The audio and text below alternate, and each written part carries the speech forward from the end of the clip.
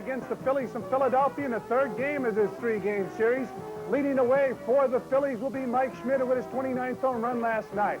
Trying to shut down the Phillies, Rick Aguilera, who's 3-0 since coming off the DL. Stay with us. Catch all the action exclusively on Sports Channel.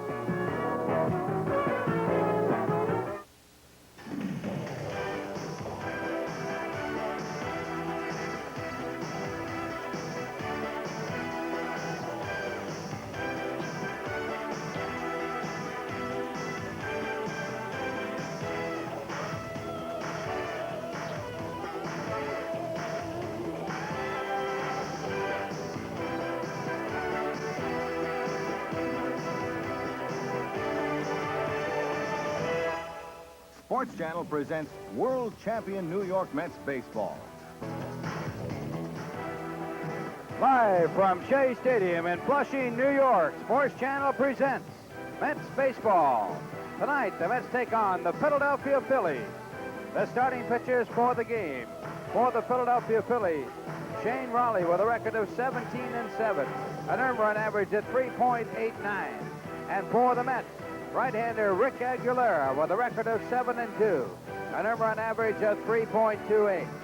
Well, hi, everybody. I'm Ralph Kiner, along with Fran Healy, Tim McCarver, and all set for the final meeting between the Phillies and the Mets here this year. Mets do have some games left for the Phillies in Philadelphia, but the Mets certainly coming into this pennant race. They are now 2.5 games back of the St. Louis Cardinals, 1/2 game up on the Montreal Ball Club. There's a look at the standings. The Cardinals are 181 and lost 56. The Mets 79-59. Montreal 78-59. And in the loss column, Fran, the important column, they are 3 games back of St. Louis. Yeah, they are. And, of course, the Cardinals playing the Montreal Expos in Montreal. And the Cardinals really having trouble with Montreal this year. And they have to play them a few more times before the year's out. I guess the key tonight is for the Mets to concentrate on the Phillies in this ball game and not look ahead to the Cardinals series starting on Friday night. And I think sometimes it's difficult to concentrate in a game like this when you have a big series coming up. But as Keith Hernandez said in the pregame show, Shane Raleigh will make it concentrate. Shane Raleigh, an outstanding pitcher. He has won more than any pitcher in the National League with his 17 wins. And, of course, you can't count out Montreal. The Mets have 4 games left with Montreal, 2 here, 2 there. And they certainly have become a factor in this race. Montreal really... Obviously, Buck Rogers deserves Manager of the Year. He deserves Motivational Man of the Year because even his ball club in spring training, UB Brooks, Tim Wallach, guys like that, your key men were saying, we're not going to do anything this year. It's been an unbelievable season. In fact, I can't remember a ball club doing something like this. I mean, they lost Andre Dawson, who has a good shot at being the most valuable player in the National League. Of course, you can't overlook Jeff Clark, but it's amazing what the Montreal Expos have done. Well, you can't really overlook the fellow named Howard Johnson on the New York Mets, who has hit 34 home runs, 1 short of the record in the National League for a switch hitter. So he has done quite a job, and we'll be looking at Howard Johnson and others right after these commercial messages. Getting the lineup cards preparatory to the start of this ball game, the final meeting here between the Mets and Phillies. Mets and Phillies have played 14 games, and the Mets have won 11 of the 14, and here at Shea Stadium, the Mets have won 7 of the 8 games with Philadelphia. Because everybody was applying for his job. And he just took the job over, and now word out of Philadelphia is Lee Elia is pretty secure in that position, unlike Gene Michaels, who left the Cubs. And Frank Lucchese taking over for the Cubs, and he, a interim manager, they will definitely select another manager for next year. If I were Frank Lucchese, I'd be a little punchy from that last job he had because Tony Randall, or Lenny Randall decked him. Tony Randall didn't. He's in the odd couple. Well, Lenny Randall did deck him. And, of course, he had his problems when managing in the major leagues. And now with the Cubs, he is 0-2, having lost again today as the Dodgers, should say the Cubs, lost their ball game to the Pittsburgh Pirates. Pirates have been playing good baseball and have been moving up in that pennant race. Rick Aguilera will be on the mound for the Mets, and he comes in with a record of 7-2, an earned run average of 3.28. He has worked 82 in the 3rd innings, given up 88 hits. He has struck out 57 and walked 25. Lifetime against Philadelphia, he has a record of 3-3.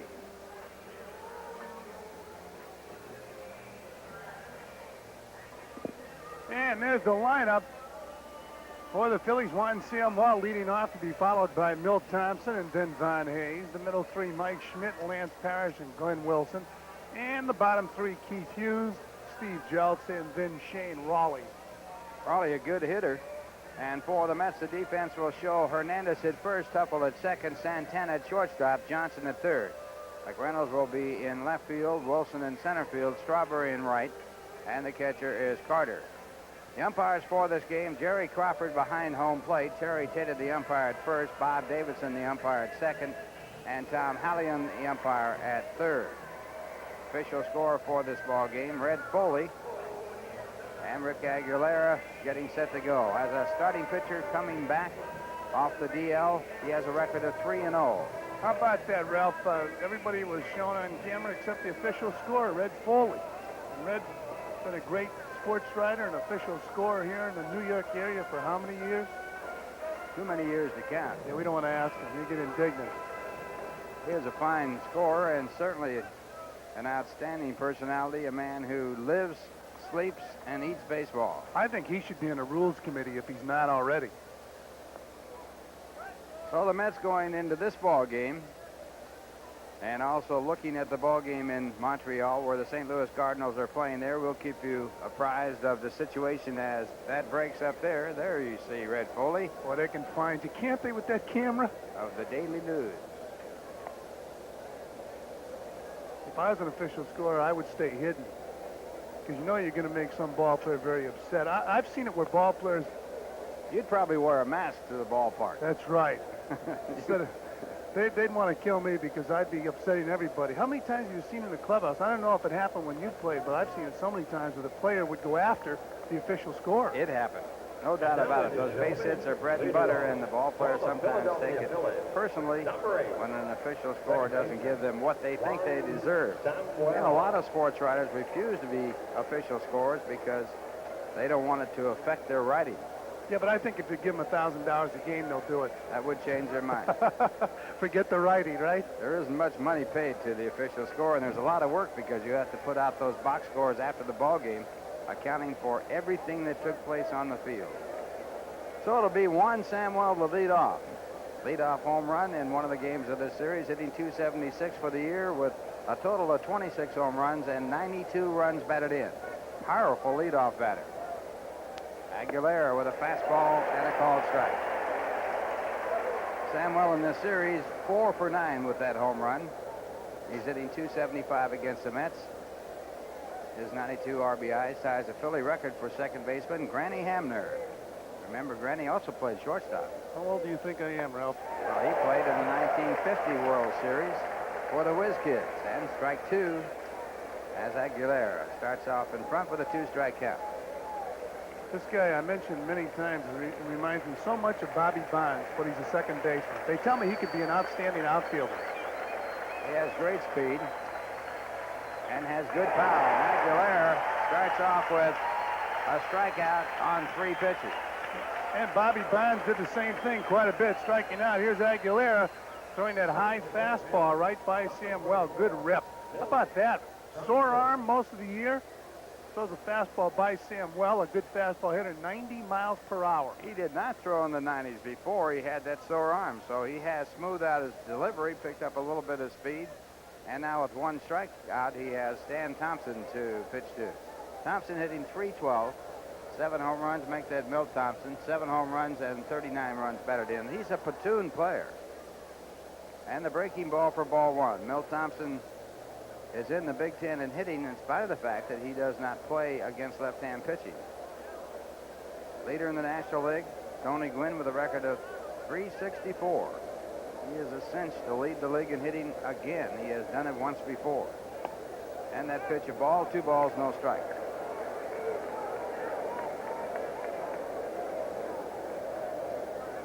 Milt Thompson with 30 infield hits this year. That's a testimony to his speed. And a strike call, 2-1. Thompson hitting .273 against the Mets with 12 base hits. He's 0 for 4 in this series.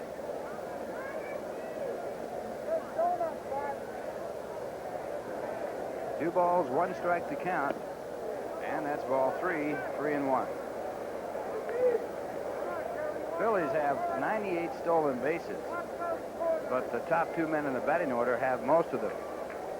Samuel with 30 and Thompson with 41.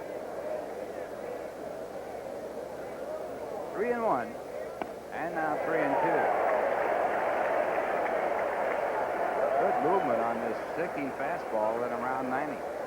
Aguilera with that high leg kick. Boy, the ball running away and down on Milt Thompson. That was clocked at 91 miles an hour. That's a hard throwing sinker. Imagine trying to hit that sinker.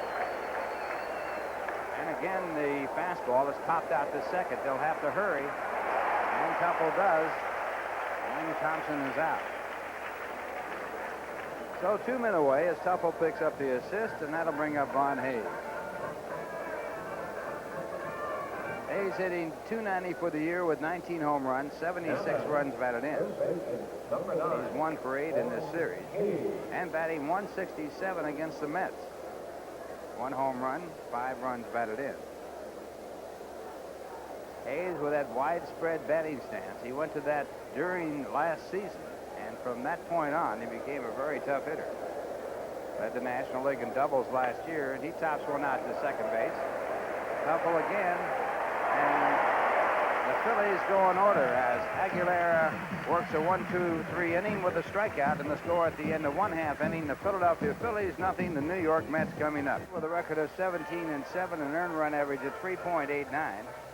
He has worked 196 and 2/3 innings, given up a lot of hits, 217, striking out 104 while walking 67.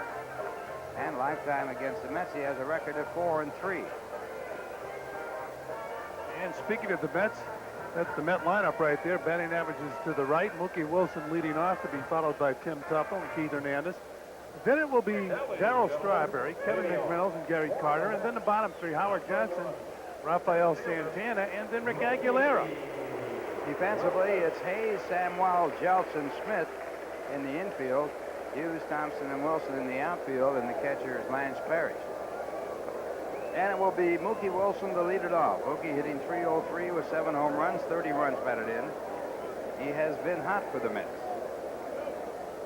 And Brawley starts off with a fastball for ball 1.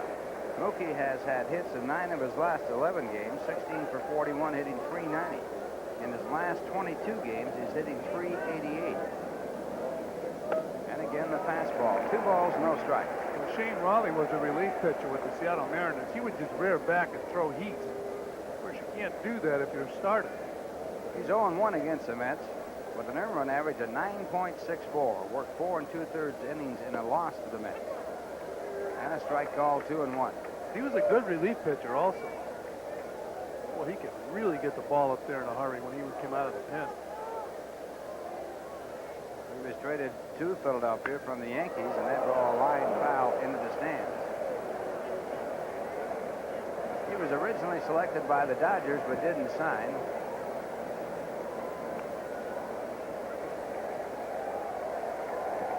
Raleigh, a pilot in his own right. I wonder if he can do any split S's or falling leaves or snap rolls.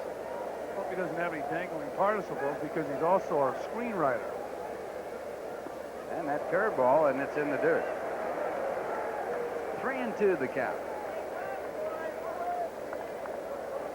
How are you at doing Emma-moons? Were you any good at that? Very, very good.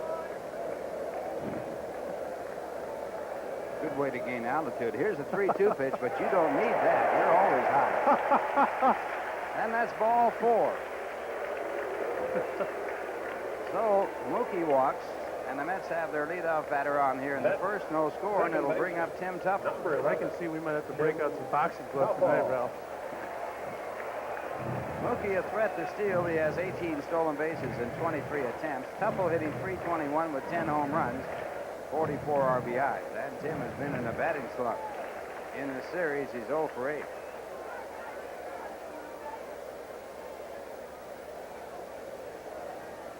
Tuffle hitting .150 against Philadelphia this year, 3 for 20. And the fastball foul back out of play. That wiggling of the hips is attracting an awful lot of attention. It's probably a good idea to activate your hips, as long as you're getting them going back when the ball's on its way and then forward when you start. You better not be caught in between the wiggle. In between wiggle. Stan Musial used to wind them up, and he could do pretty good with that. Ted Williams used to wiggle them, and then all of a sudden he'd bring them back. When he brought his bat back, he brought his hips back and kept them there. 1 ball, 1 strike. Pretty good hitter there. The last to hit 400 in the American League. How were you at wiggling? I used to be, as a matter of fact, in the minor leagues, I did that. And I had a nickname called Wiggle. Come on. Then was this on the field? This is on the field at Albany. And this went off of Mike Schmidt's glove, but he quickly recovers and throws to first base for the out. Wilson into second base as he was running with the pitch. So Schmidt lucky to recover that one. Man, Tuppo hitting the ball right off the front of the plate. And Mike Schmidt getting up there and the ball squirting out his glove, but good, very good reflexes. Mike Schmidt doing the job. So 1 away and a runner in scoring position on that action shot. A beautiful stop motion right there as Mike Schmidt does some stretching exercises. Now the batter for the Mets will be Keith Hernandez. Keith hitting .302 for the year with 16 home runs, 75 runs batted in. The 16 home runs a career high, ties a career high.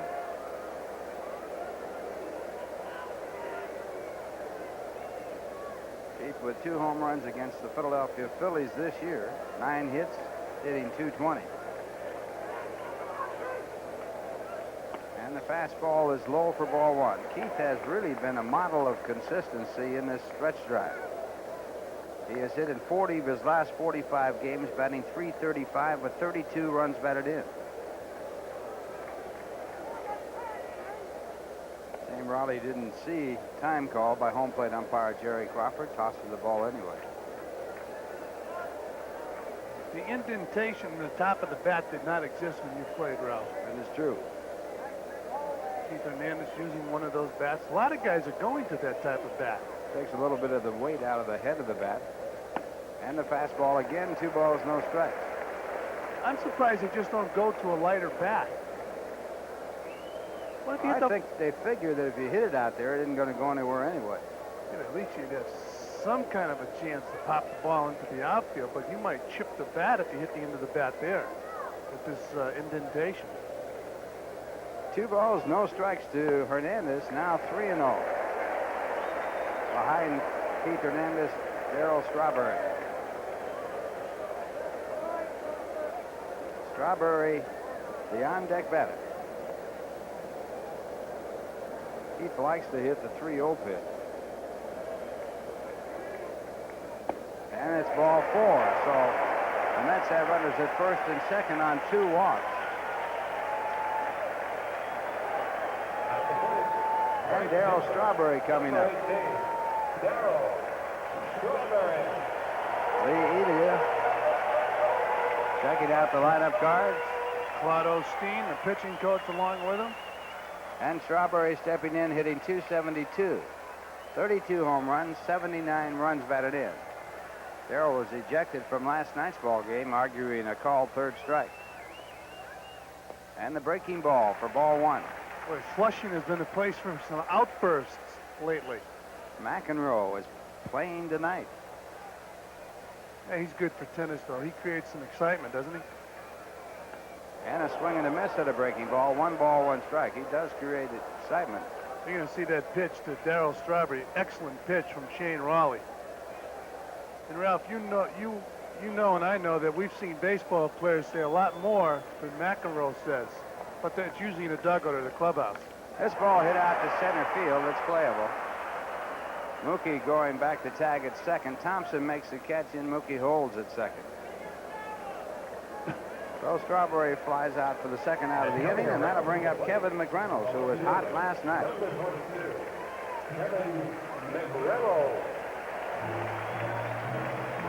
McReynolds with a home run, a double, and a single in last night's ball game, hitting .282 now with 25 home runs, 81 RBI. 1 short of his career high in home runs. He had 26 for San Diego last year.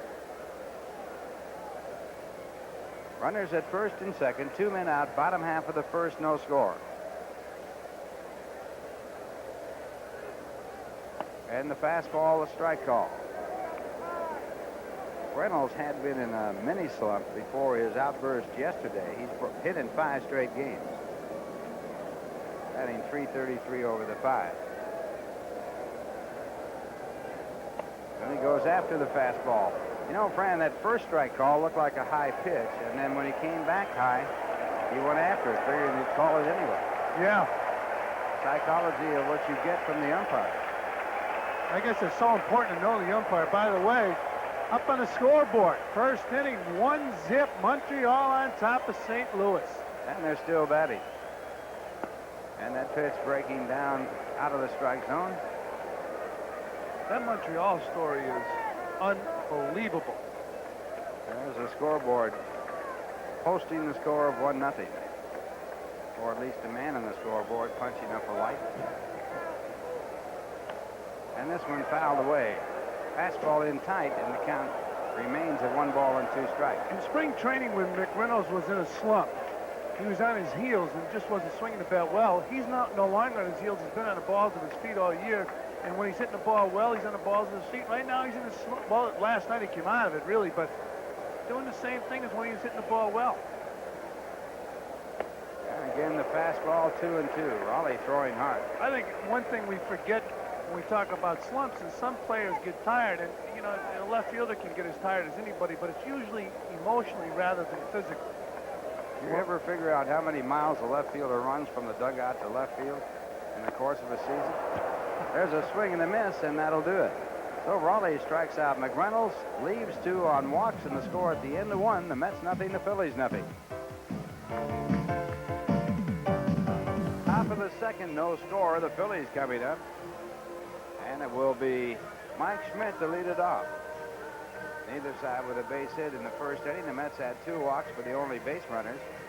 And it will be Mike Schmidt, Lance Parrish, and Glenn Wilson as the first 3 for Philadelphia. Montreal scored 1 in the first. They're now on the top of the second. St. Louis batting. Montreal 1, St. Louis nothing. Schmidt in this series 2 for 8 with a home run. His 29th of the year. He's hitting .299 for the year with 94 runs batted in. 524 career home runs, 9th in the all-time list. Just ahead of him, Jimmy Fox with 534. Schmidt has a little bit of a wiggle also. And the first pitch by Aguilera, fastball, strike 1. Schmidt hitting .250 against the Mets with 13 hits, 2 of them home runs, and he's driven in 7 this year. Tuffle shuffle. Speaking of wiggles. 1 strike to count to Mike Schmidt, who's had a lifetime average against the Mets of .256. And the fastball, 1 ball, 1 strike. Well, I like watching him hit. He's hit 45 home runs against the Mets in his major league career. His first year in the major leagues, he hit under 200. Hit about 18 home runs, though. That'll open your eyes. And it goes after the fastball. 1 and 2. You have to do 1 or 2 real good things. If you're going to hit under 200, you have to do a few good things to keep their eyes open. And Schmidt, an outstanding glove man also. And the Phillies stayed with him, and he really put together a Hall of Fame career. 1973, his rookie year, he batted .196 with 18 home runs. He struck out 136 times. He's turning that around. Again, the fastball. 2 balls, 2 strikes. His second year, he had .282. He led the league in home runs with 36. Drove in 116 that year. And he has led the National League in home runs 8 years. That is an all-time record. 2-2, the count to Mike Schmidt. You had the record, but you were pulling for him to break it. I had the record of 7 years. I did mine in consecutive seasons from the start, so no one's got that one. But were you pulling for him? Mike McGuire has a shot at it. Yeah, McGuire's doing an outstanding job out there in Oakland. And a high pop-up on the first base side.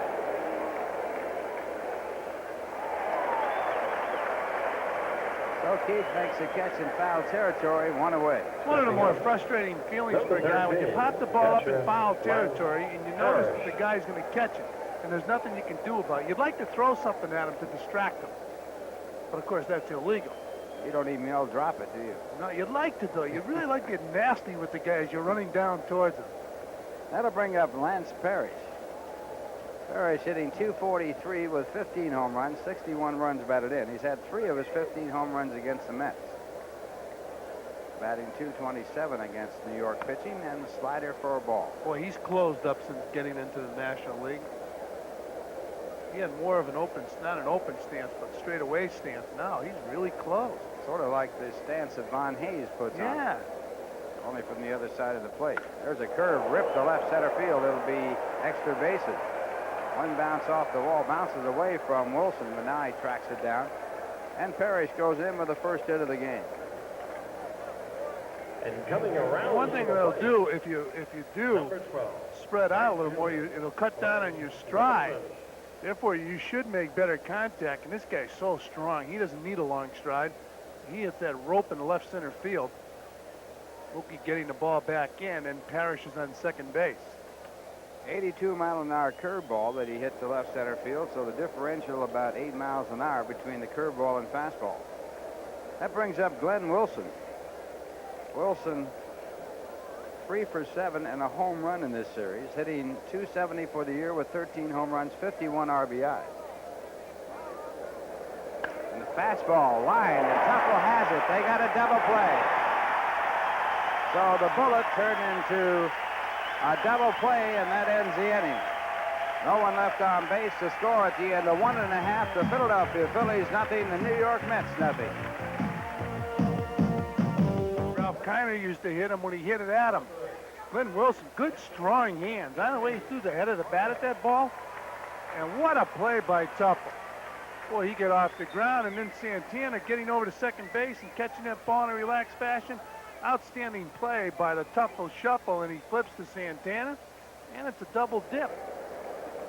And now Gary Carter to lead off for the Mets, and he hits the first pitch to center field. A little blooper in the center. And Milt Thompson comes in and makes the catch. So Carter continues in his slump. Gary's been struggling really all year. Looked like last year he used to really dive into that ball, but this year he doesn't dive into it as much. Number 20. So 1 pitch and 1 away by Shane Raleigh. His next batter will be Howard Johnson. Carter hitting .235 for the year with 18 home runs and 72 runs batted in. Johnson with 34 home runs, 89 RBIs, the club leader in both those departments and hitting .277.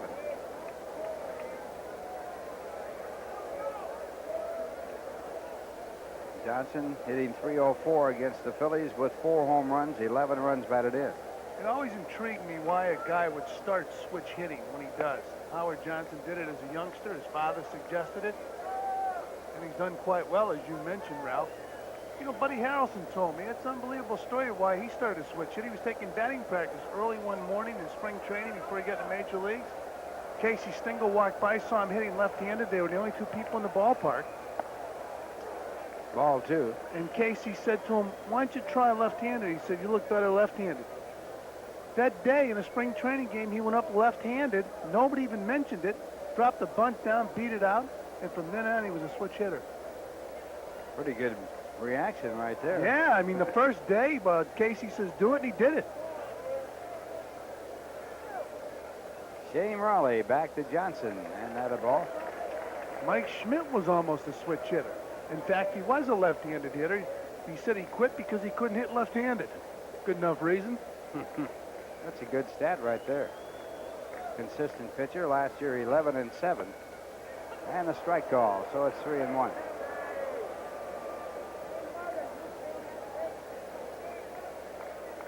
Johnson in his last 8 games has had 3 home runs and 6 runs batted in, batting .333.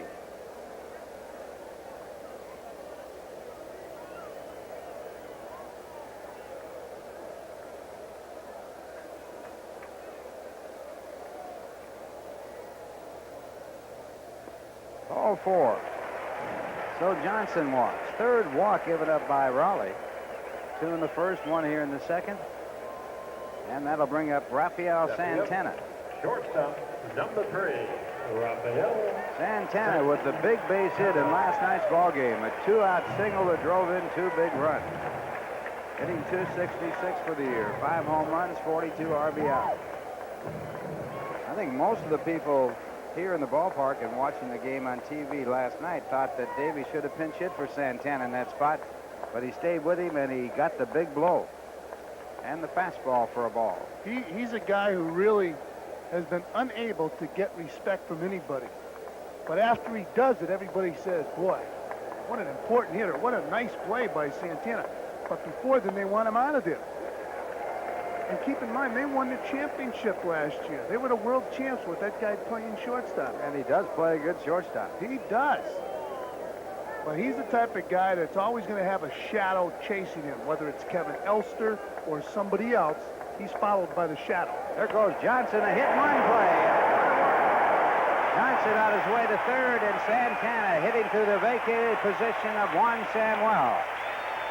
Singles to right field.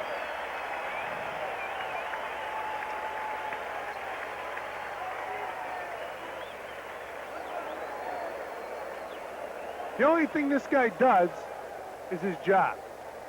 And he's done it quite well since joining the Mets. Right there, doing the job, and now runners on the corners because of Santana. And the first hit for the Mets. So Santana on a perfectly executed hit-and-run play sets it up for the Mets as Rick Aguilera steps in. Rick, a good hitting pitcher. Batting .207. He's had 6 hits and 29 at-bats. One of his hits a home run. He's had 3 major league home runs. Infield set up for the double play at short and second. The squeeze bunt. It's a safety squeeze, and Aguilera is thrown out by Schmidt as Santana goes on down to second. That'll be recorded as a sacrifice, and the Mets now with runners at second and third. The difference between a safety squeeze and a suicide squeeze is that the runner goes at third, and he's out if the ball's not bunted. Here's Aguilera laying down a perfect bunt. Watch Mike Schmidt take a look at the runner. Well, he does it all. You know, Ralph, the way Aguilera swings the bat, as you look at Howard Johnson holding his ground, that's what he had to do. The way Aguilera swings the bat, I'm surprised Davey had him bunt off the left-hander. He might have done that in his own. I am surprised because he is a good hitting pitcher. Now the batter will be Mookie Wilson, and Mookie takes a strike. Mookie walked at a 3-2 pitch his first time up.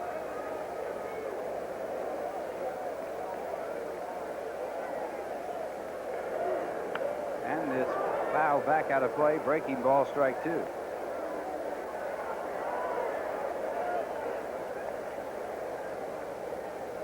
The reason why I think he did it on his own was that Johnson seemed surprised by the bunt. Yeah. He thought they were kidding. The 2-strike pitch. And it's sliced foul in the same place that Mookie had won earlier his first time at bat.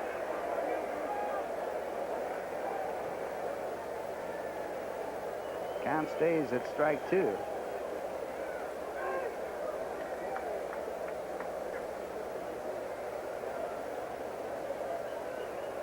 Mookie hitting .303 for the year. And strike 3. So Wilson caught looking at a fastball, and he leaves 2 men on. A walk and a single, and the score at the end of 2. Philadelphia nothing, the Mets nothing. Yes, is presented by authority of Sterling Doubleday Enterprises and is intended solely for the private non-commercial use of our audience. Any publication, reproduction, retransmission, or other use of the pictures, descriptions, and accounts of this game without the express written consent of Sterling Doubleday Enterprises and Sports Channel is prohibited. Top of the third, no score. And Keith Hughes, the leader off for Philadelphia. Hughes hitting .308 for the year. He's been up 26 times. And he takes a fastball. Hughes in this series is 0 for 6. And he's 0 for 6 lifetime against the Mets. He was signed at a tryout camp by Philadelphia, traded to the Yankees, and then traded back to Philadelphia. And a splitter for a ball, 1 strike. You got to admire a guy who goes to a tryout camp and is signed and stays with it. Chances of him making the major leagues, very, very slim. Chances of him advancing into professional baseball, they're very slim there. And he takes a fastball, 2 balls, 1 strike. He looks like he should have signed a movie contract. What are you, the casting director now? Well, I put him in there as a leading man. Is that right? 2-1 the count. And it's hit out to deep left field. McReynolds over near the foul line, and he hauls it in. Kevin McReynolds. And coming around from the plate, number 30, shortstop, Steve. There's a good shot of Hughes flying out to left field. McReynolds, good shot of McReynolds getting a jump on that ball. And makes the catch. Glides over there and makes the catch. So 1 away in the 3rd, no score, and the batter will be Steve Jeltz. Jeltz hitting .234, make it 24. No home runs, 10 runs batted in. And fastball for a ball. Jeltz hitting .111 against the Mets this year, 3 hits and 27 at bat.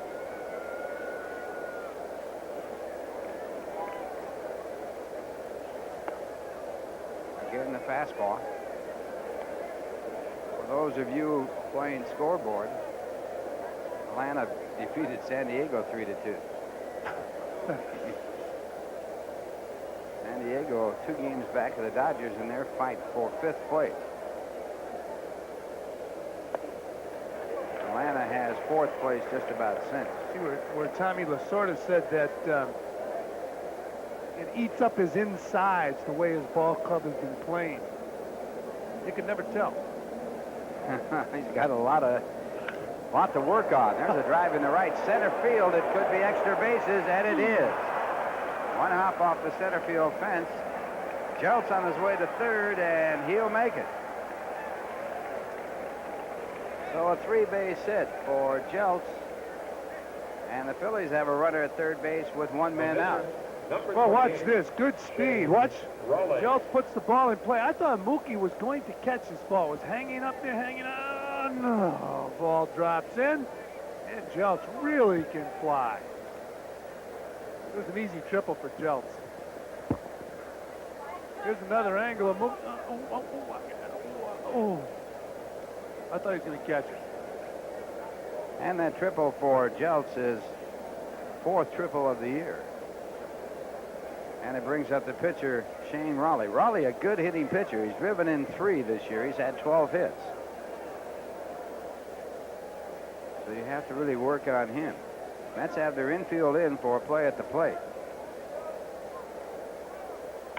And it's hit foul down the left side. Shane Raleigh, one of those rare ball players, throws left-handed and bats right-handed.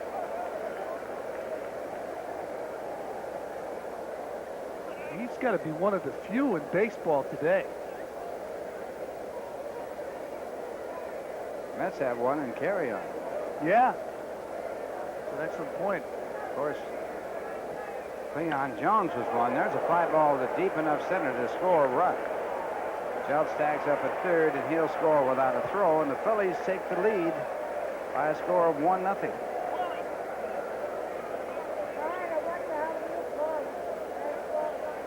Phillies. Shane Raleigh getting the job done. As Ralph said, he can swing a pretty good bat, and he does right here, hitting the fly ball to center field. It's not that easy, is it, Ralph?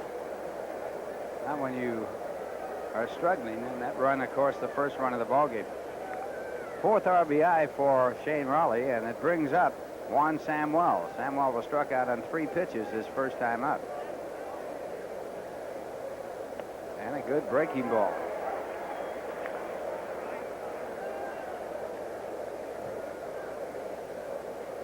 Saw nothing but fastballs his first time up. His second time up, they start him off with a curve.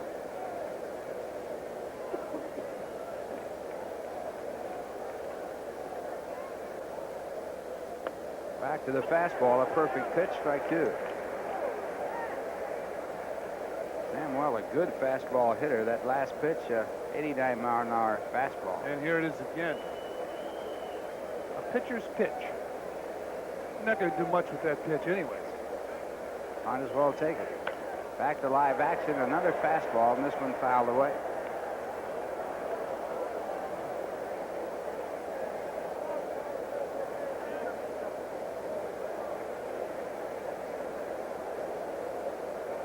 Joe Morgan with 111 RBIs in 1976.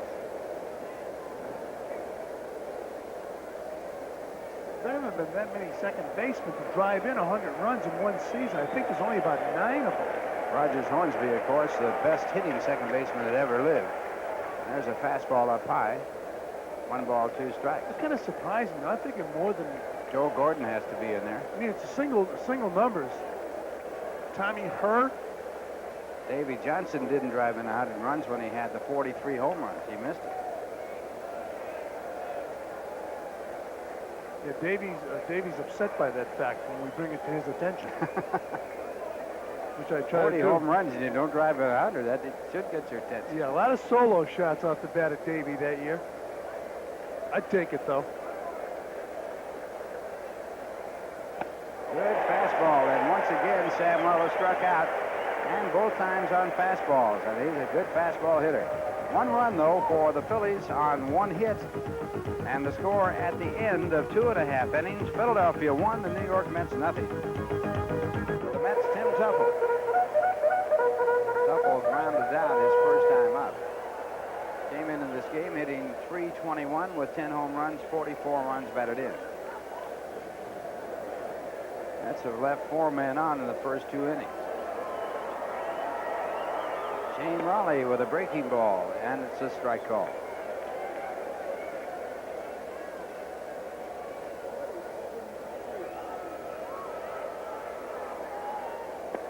Fastball, 1 ball, 1 strike. Raleigh 1 point in this season, won 8 straight ball games. From July 1st to August 16th.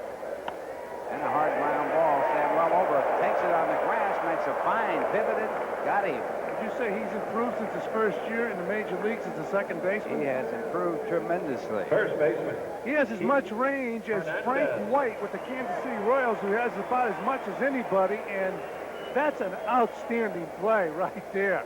And to flip the ball and throw a strike to Von Hayes. At one point, the Phillies were thinking of making him an outfielder. He was so erratic at second, especially throwing. Oh, what a play that was right there. Wow. So Samuel, a brilliant play to turn in the first out against the Mets in the third. And it brings up Keith Hernandez. Keith walked on 4 pitches his first time up. Average at .302, 16 home runs, 75 runs batted in. And the fastball. Montreal with a run in the bottom of the second inning, leading St. Louis 2-0 as they bat in the second. Well, if the Mets can come back and win this ball game here, the Expos beat the Cardinals. Cardinals, you got to believe, would come in here flat. Ground ball to the shortstop, Jeltz, and he makes a good pickup. 2 men away. That ball handcuffed Von Hayes at first base. Stepping up, right fielder, Darryl Strawberry. 2 men away, and Darryl Strawberry the batter. Darryl flied out to center field his first time up. Batting .272, 32 home runs, 79 runs batted in.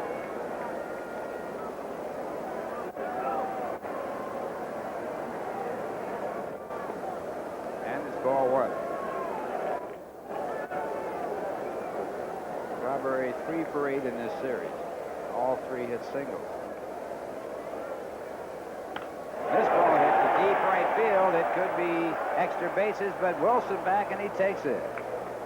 So Strawberry flying out to right, and the Mets go in order for the first time. The score at the end of 3 as Tim McCarver joins Fran Healy. It's the Phillies 1, the Mets nothing.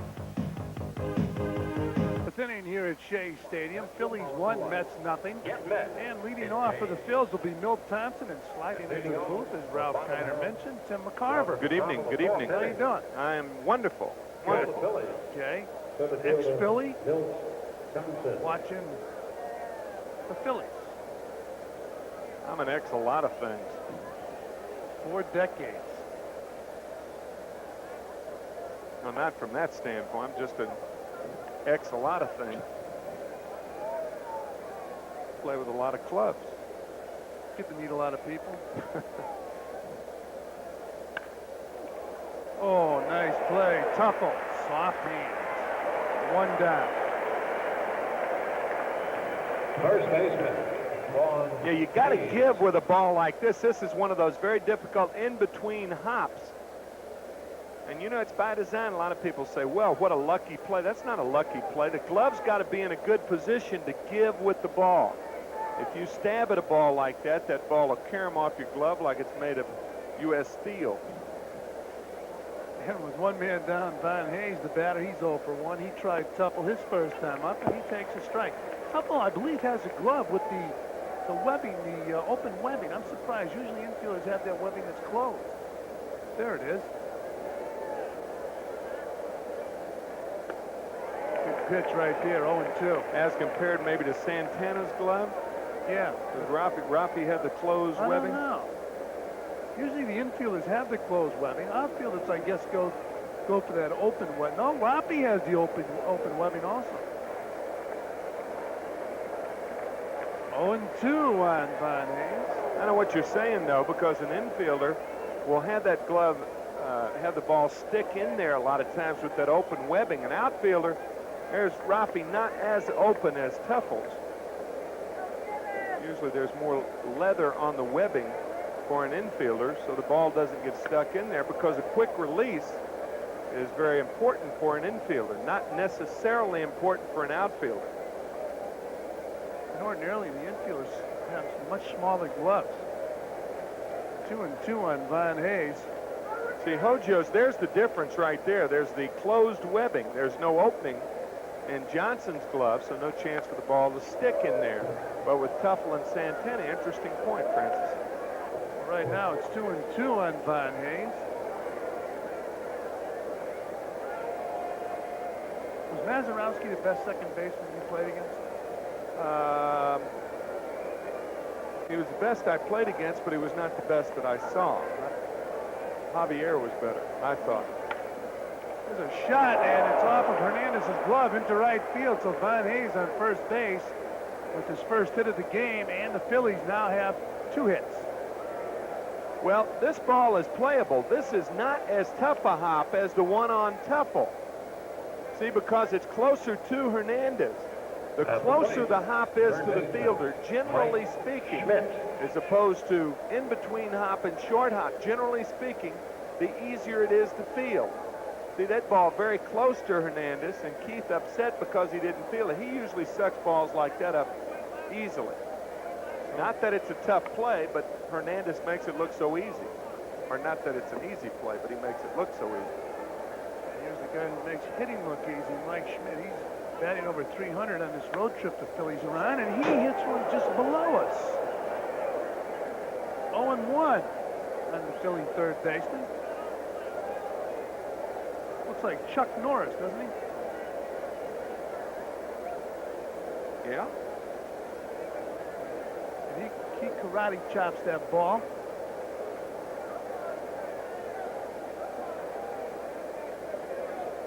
Oh, 0-1 on Mike Schmidt.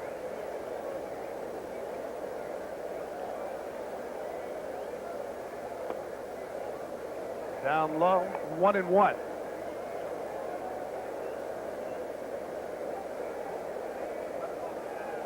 Phillies leading the Mets 1-0 here in the top of the 4th inning. Friday night, big series starts with the Cardinals. Friday, Saturday, and Sunday here at Shea Stadium. Then the Cubs come in for 2.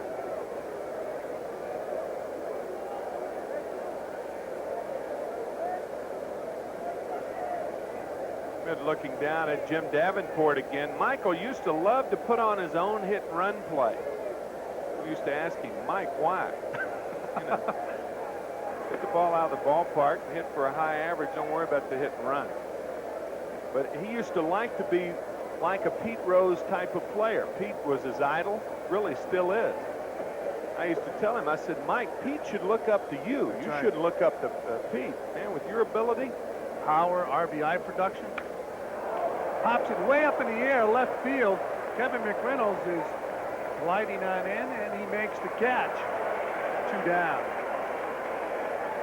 Mike Schmidt has a scary ability of analyzing a play while it's happening better than any player I've ever played with or against. And that can be a very dangerous sign. If Mike, and that was an early criticism of Mike that I think even he agrees with, is that he analyzed too many things. And a lot of times it was paralysis through analysis.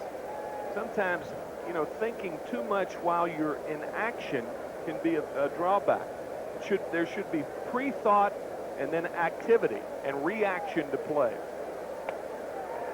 Lance Parrish, the batter, takes a strike. A lot of people say he's a thinking ball player. What that really means is he thinks before he goes out on the field. When you think, if you have to think before you react on the field, it's too late. It's a game of anticipation. You got to think before it happens. Ron Hayes has checked at first base. 0-1 on Parrish, who has changed his stance. How about his front foot? He never had that stance. More closed, isn't it? Yeah. Pointing the toes back towards the catcher. Fouls the ball off. Ordinarily, when a guy does that, he's so cognizant of, I guess, pulling off the ball and his hips opening up too soon that he decides to really close them. An example is Dwight Evans with the Red Sox.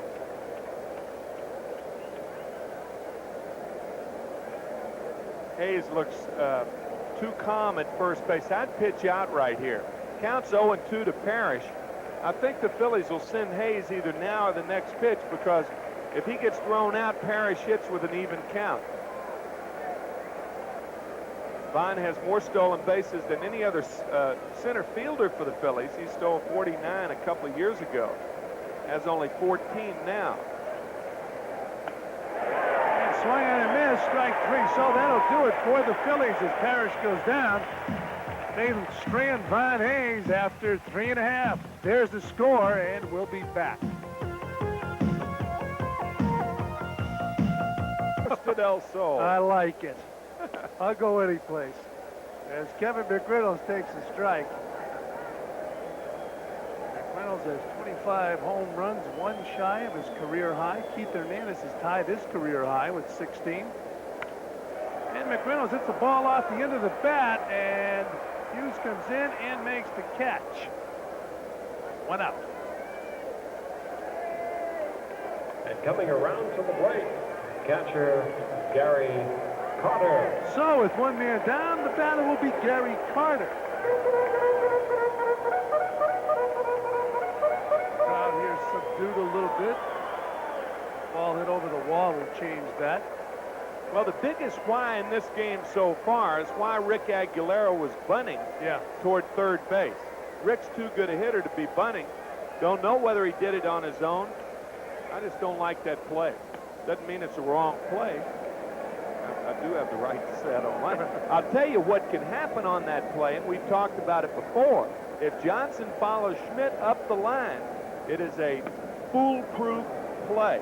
The shortstop's got to go to second, the second baseman to first baseman charging on the sacrifice, so there's nobody to cover third. The third baseman, or the guy on third, can follow the third baseman in. Schmidt looked him back, but by looking you back, you got to chase him back. I mean, you could have Aguilera safe at first if Schmidt follows Johnson back to third base. If he doesn't, Johnson's halfway, and he'll walk home by the time Schmidt throws to first and Hayes throws home. That's the play, but it wasn't working. Howard Johnson's very tentative over there, and I don't believe he thought of that play, but Chuck Tanner of the Braves works that play as a design play to perfection.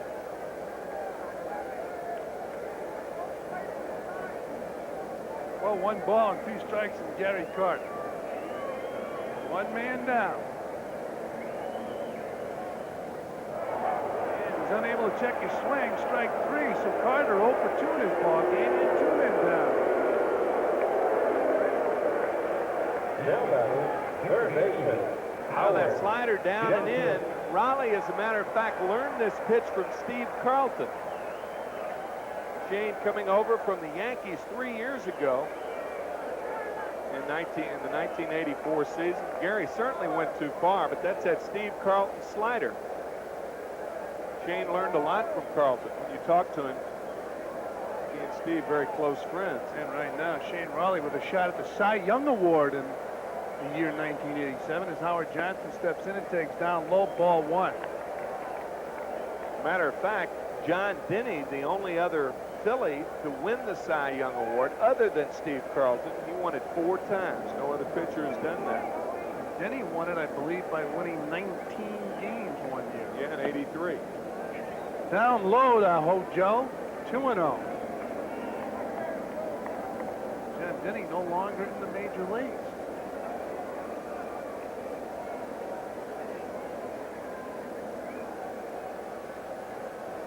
There's the count and the outs. Here's the pitch. Down low, 3-0. Howard's going to find it more difficult as time goes on, and we're seeing it now. They're pitching around Howard Johnson to get to Santana. Now, Santana hurt the Phillies yesterday.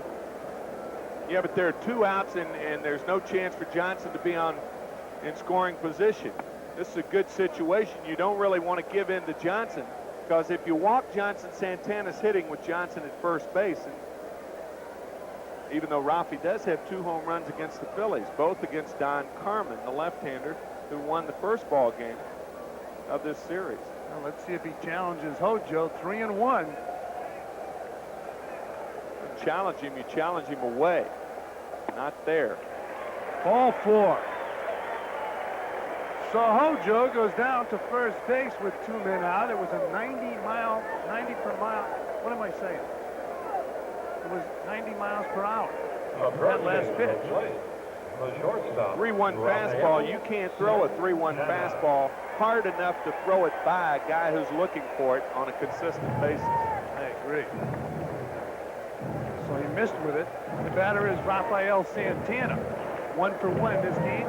Executed an excellent hit and run with Hojo aboard. Let's see what happens. The Mets only have that 1 hit off of the Phillies. Fastball up high, ball 1. Talking about Shane Raleigh as a script writer. He wrote a script, submitted it to Miami Vice. I think he had Mike Schmidt and Glenn Wilson in it. There's a chopper to third. Scored 5-3, and that'll do it for the Mets here in the bottom of the 4th. They fail to score, leave 1 man on base. At the end of 4 complete, there's the score, and we'll be back. At the top of the 5th inning, 1-0. The Phillies on top of the Mets, and a lot of fans on hand here at Shea Stadium. Mets continue to draw so very well here at Shea and on the road. Leading off. Right now, Glenn Wilson leads it off, to be followed by Keith Hughes and then Steve Jeltz.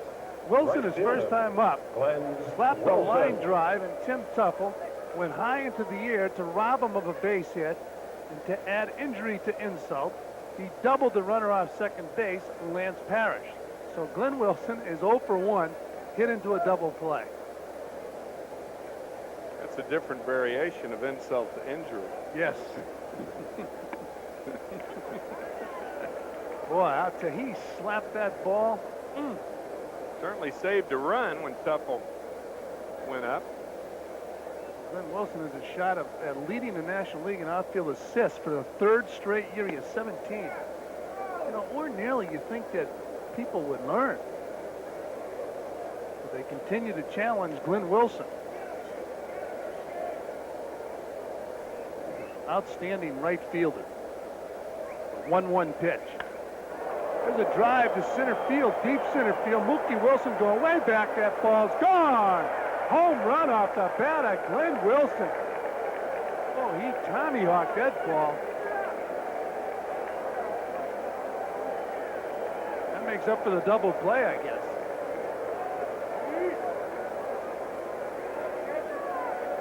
Second home run of this series, and before this series, Glenn Wilson had gone 200 at-bats without a home run. 2-month drought. Hanger over the middle of the plate, and Aguilera appeared to know it. Willie got all of this one over our center field camera. Boy, he hit that one a ton. Medina was going to catch that ball out there in center field. Home run number 14 on the year for Wilson. So it's 2-0 Phillies. Batter now, Keith Hughes. He's 0 for 1. He flied to left field his first time up.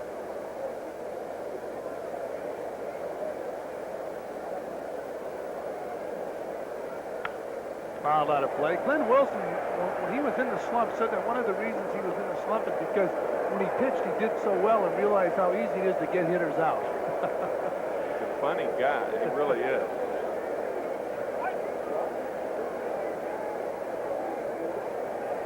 2-0, Phillies on top of the Mets, and it's starting to get late. We're in the middle of the ball game. Top of the 5th. Oh, boy. Now it's 1-2 on Hughes. You know, pitches can trick umpires, too. Watch the little head movement of Jerry Crawford. He came close to calling that a strike, but that ball appeared to be inside. I think he made the right call. With that head bob, it's like he wanted to call it a strike. An umpire's faking us out now. 2-2 on Hughes. Well, a lot of people fail to realize that umpires get fooled by pitches just like hitters do. And just like catchers do. Catchers get fooled and they know what's coming. And a chopper off the plate. Aguilera at first. 1 down. Reason the fans are cheering, they're cheering the Montreal Expos. And if the Expos continue to play for the next week like they have for the last 10 days, Mets fans may not be wanting to cheer the Expos beating the Cardinals. They might want it the other way around. Yeah. But now they revert back to 2 runs. Those 2 were taken away, probably a cork bat incident up at the Big O in Montreal. They had 2, and now they're back to 2. They had 4 up there before. How about the fans here at Shea? They were just faked out by the scoreboard. And they booing the scoreboard. A lot of fakes tonight here at Shea. The batter now is Steve Jeltz. 1-0. Well, Jeltz hit a triple his first time up, and the Phillies lead the National League in triples with 46.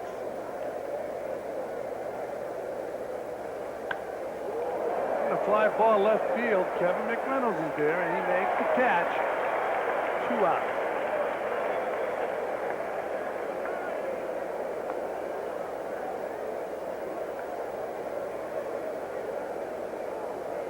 So 2 men down, and the batter will be Shane Raleigh, who hit a sacrifice fly driving in the first run for the Phillies.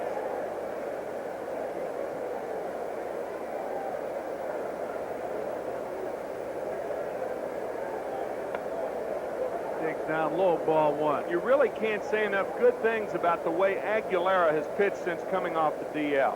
He is 3-0. He's given up only 4 earned runs. Make it 6 with the 2 tonight. That's in 29 innings of work. And usually young pitchers, we've said it before, they'd be apprehensive after coming back with arm problems, but not so Aggie. He has really shown a lot of courage. Ground ball, third base. Hojo to Hernandez. In time, and that'll do it for the Phils here in the 5th. But they pick up another run on a home run by Glenn Wilson. After 4.5, there's the score. And we'll be back. Well, bottom of the 5th inning, 2-0. The Phillies on top of the Mets. Looks like a pumpkin. Yeah, the moon's orange tonight. Boy, it's really eerily pretty. And you can't tell by that shot that it's orange, but aha. There's a man in the moon. Rick Aguilera. He's 0 for 1. He sacrificed his first time up. And he takes a strike. Did the Connors win? I don't know. He was winning prior to the ball game. Beating Brad Davis. 0-1 on Aguilera. There's a strike. 1-1. Of course, Wendell's supposed to play McEnroe today. Should be an interesting match.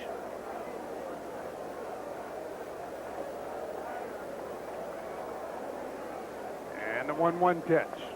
Down low. 2-1. Mookie Wilson to follow. Aguilera 3-0 since coming off the DL with a 1.49 ERA. Whoops. It's all tied at 2 at Olympic Stadium in Montreal, and Aguilera fouls off a ball.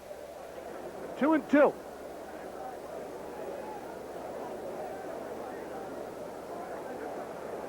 There's the moon. Mets general manager Frank Cashin ordered that this evening because those are Met colors, orange and blue. Huh? Down low, 3-2.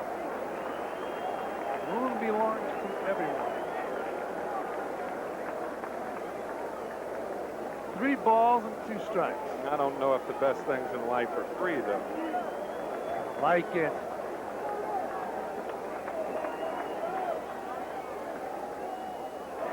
Oh, breaking ball. Huh. What do you think of that? I thought it was 3-2. It's now 3-2. Unless that last pitch was just for practice. Aguilera pops the ball up. Samuel is there and makes the catch. 1 down.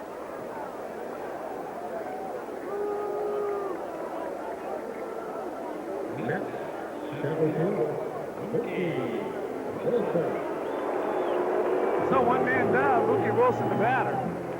2-0. The Phillies are on top of the Mets here in the bottom of the 5th inning. One thing that's noticeable about Shane Raleigh tonight, he's throwing the ball harder than I've ever seen him throw. He works with Gus Heffling on that strength and flexibility program. Being 6'6" helps. Von Hayes making the catch. Mookie is not getting around on the fastball and the hard stuff thrown by Raleigh, and Raleigh's showing one of the reasons he's won 17 games tonight. He is getting up there in a hurry. And the batter now, Tim Tuffle, he's 0 for 2. Down to the 3rd and down to the 2nd. 0 for 10 in this series. The Mets need some lumber right now. Good pitch, strike 1. Talking to Ralph before, when Shane Raleigh was with the Seattle Mariners, he just used to rear back and throw heat. No breaking ball. Foul out of play. So the count is 0-2. Steve Carlton called him the best athlete for a pitcher that he has ever seen. Quite a tribute. Here's the ball. 1-2. He's a 6 handicap golfer, and he feels his position about as well as anybody. Great set of hands on him. There's a shot down the left field line, foul.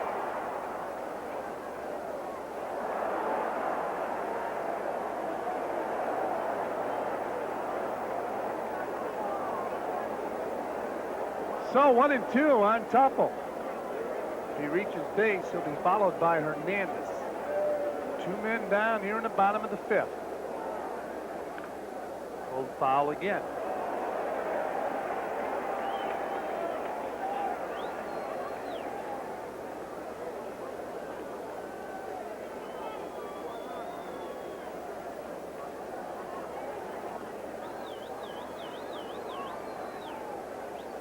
He started a couple times and stopped and wanted a different sign. Boy, is that disconcerting to a hitter. And the 1-2 pitch. 2-2.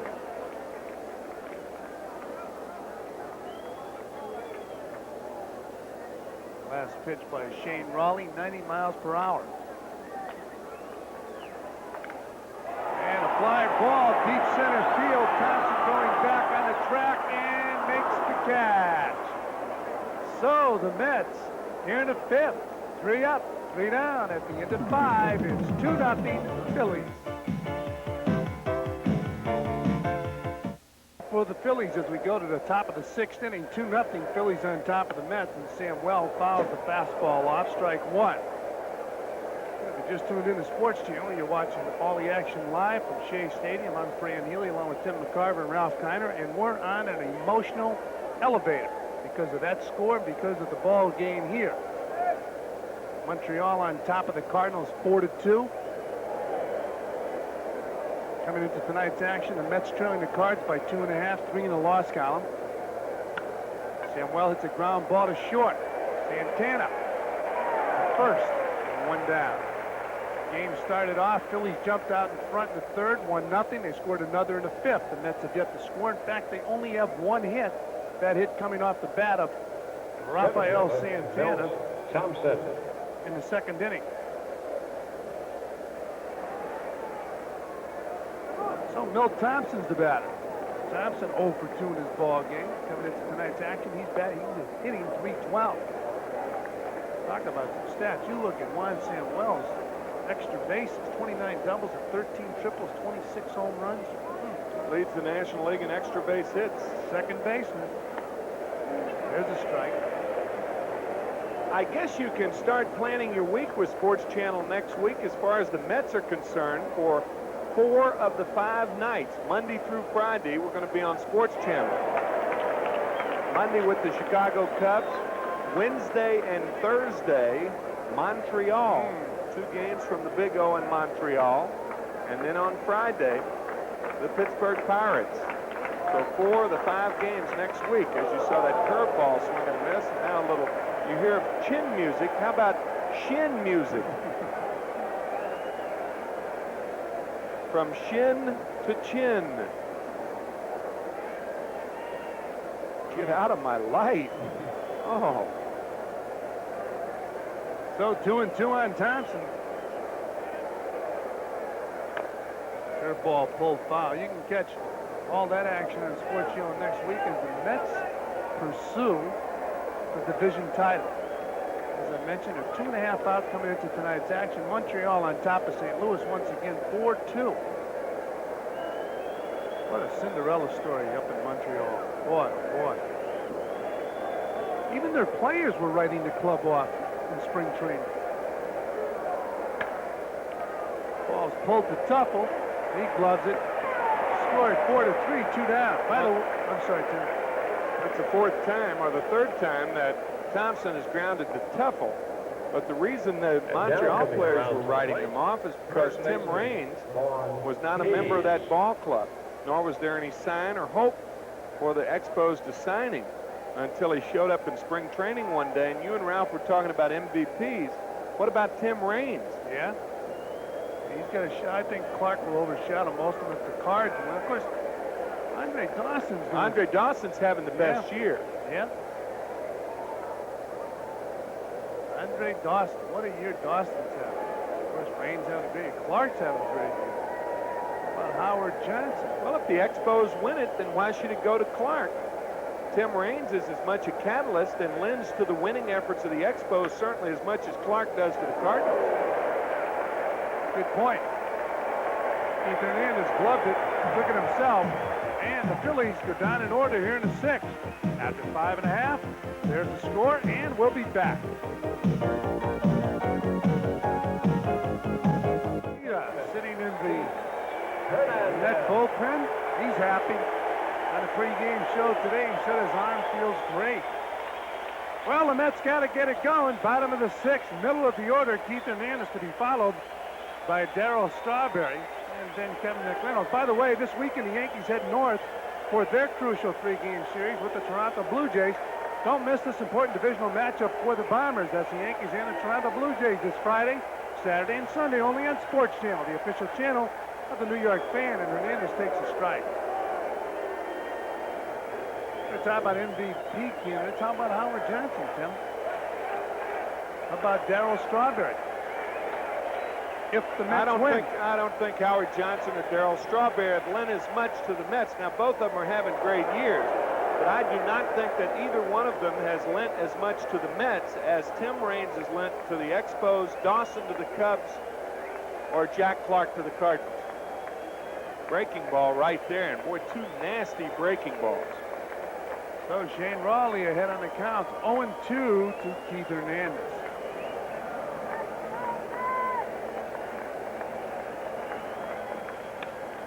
And a base hit into left field.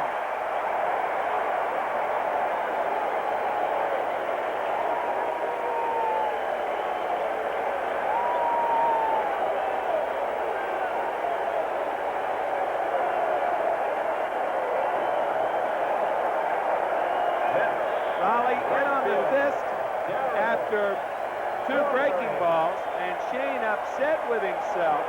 But we've seen Hernandez do this so often, protecting away and just fighting that ball off inside and getting the players. That's a good piece of hitting, even though the ball wasn't hit well. If he doesn't have that approach to hitting, he doesn't get that type of hit. Well, time is called. Shane Raleigh, I'm really surprised they called time with the pitcher heading towards the plate. Keith Hernandez on first base. Nobody out here in the bottom of the 6th inning. A tough left-handed pitcher for Darryl Strawberry. Down low, 1-0. By the way, happy birthday to Pete Kiefer, 55 years old, a tremendous Met fan, and he's got to be happy with Hernandez on first base.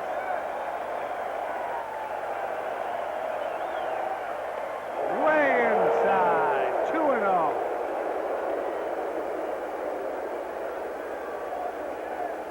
Saw the shin music of Milt Thompson, and now the chin music to Darryl Strawberry.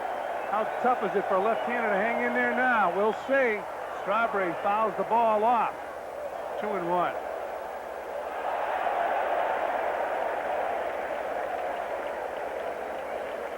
That graphic tells you he did keep his shoulder in a lot this year against left-handed pitching. 2-1. There it is! The ball's out of here! It's all tied at 2!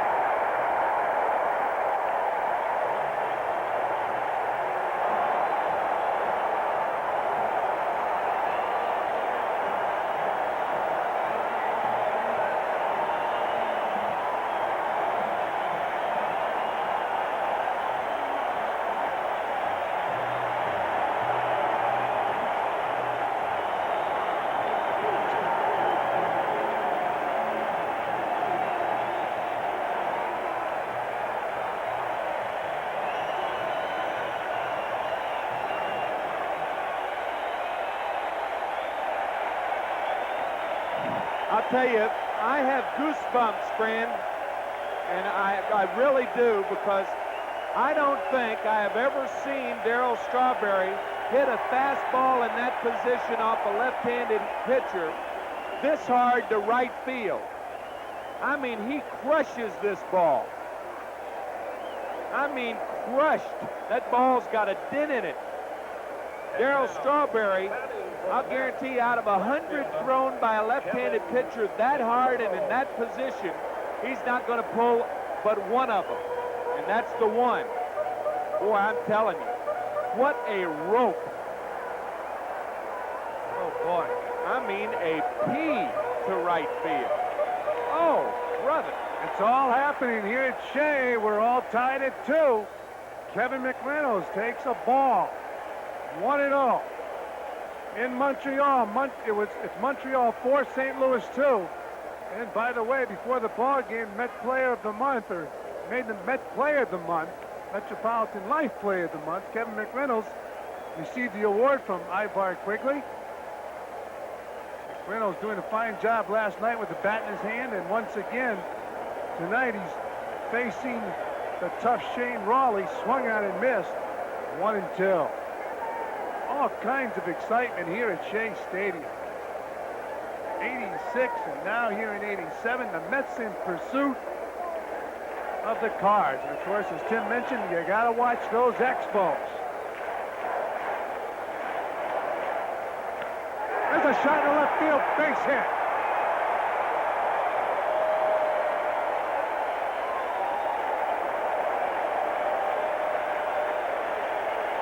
I really don't know whether the ball hit by Strawberry was because of the knockdown pitch. As you see the hit by McReynolds, he loves the ball high and out over the plate. I'm really not sure, but something had to happen to Darryl for him to get around that quickly on a high inside part of the plate fastball from a left-handed pitcher. He has a tough time hitting that off a right-handed pitcher, much less a left-hander. Got the adrenaline going. It may have. I mean, he crushed that ball. And a batter now, Gary Carter. Kevin McReynolds on first base. Still nobody out here in the bottom of the sixth. The Mets coming alive, and so has the crowd here at Shea. Keep in mind, the Mets take on the Cardinals in 3 big ones this weekend. McReynolds going. Ground ball off of Schmidt's arm. Here comes McReynolds to third. And they hold him up as Carter cruises into second base with a stand-up double.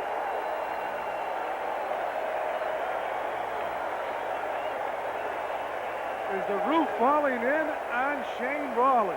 Well, you don't know that, but I'll tell you, this is probably the most animated, inspirational inning as you see the bad hop off of Schmidt's shoulder. Watch Mike go to his right, actually off his elbow. McReynolds, if there were 2 outs, probably would have been sent on this ball, but with Johnson and Santana coming up, no way, and nobody out. But this is a very inspiring inning for this ball club. You don't know what's going to happen now, but I'll tell you, these guys they're lit up. Now what do? You pitch to them? Looks like they're going to.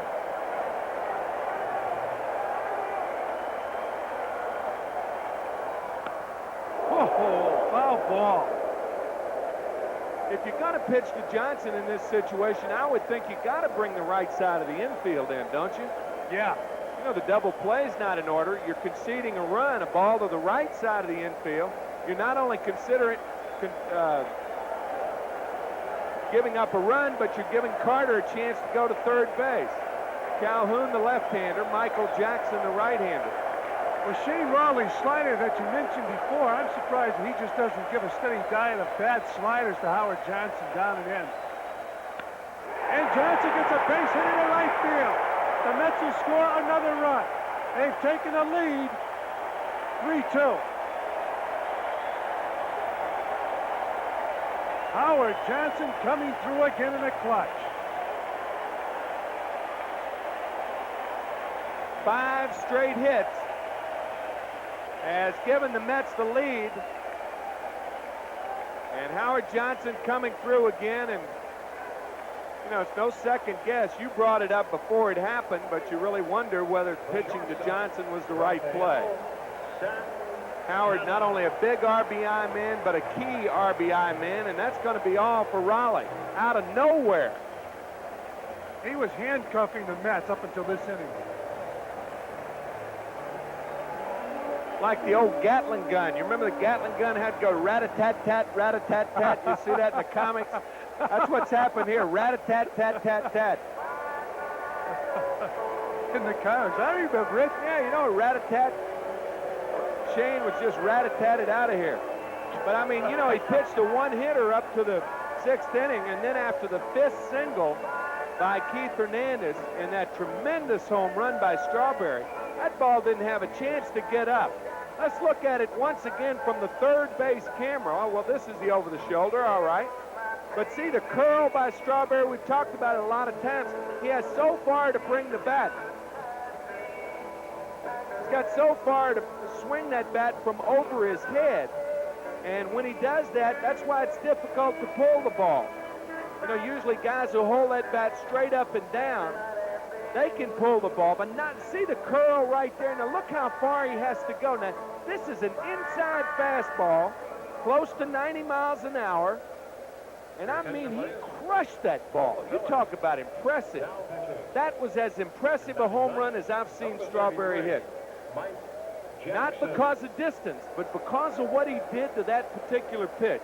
You get a good look at it after he hit it too. Oh yeah, oh yeah. Well, that's the styling of the 80s. Yes, sir. You don't do that, you know, 10 years ago, but everybody does it now.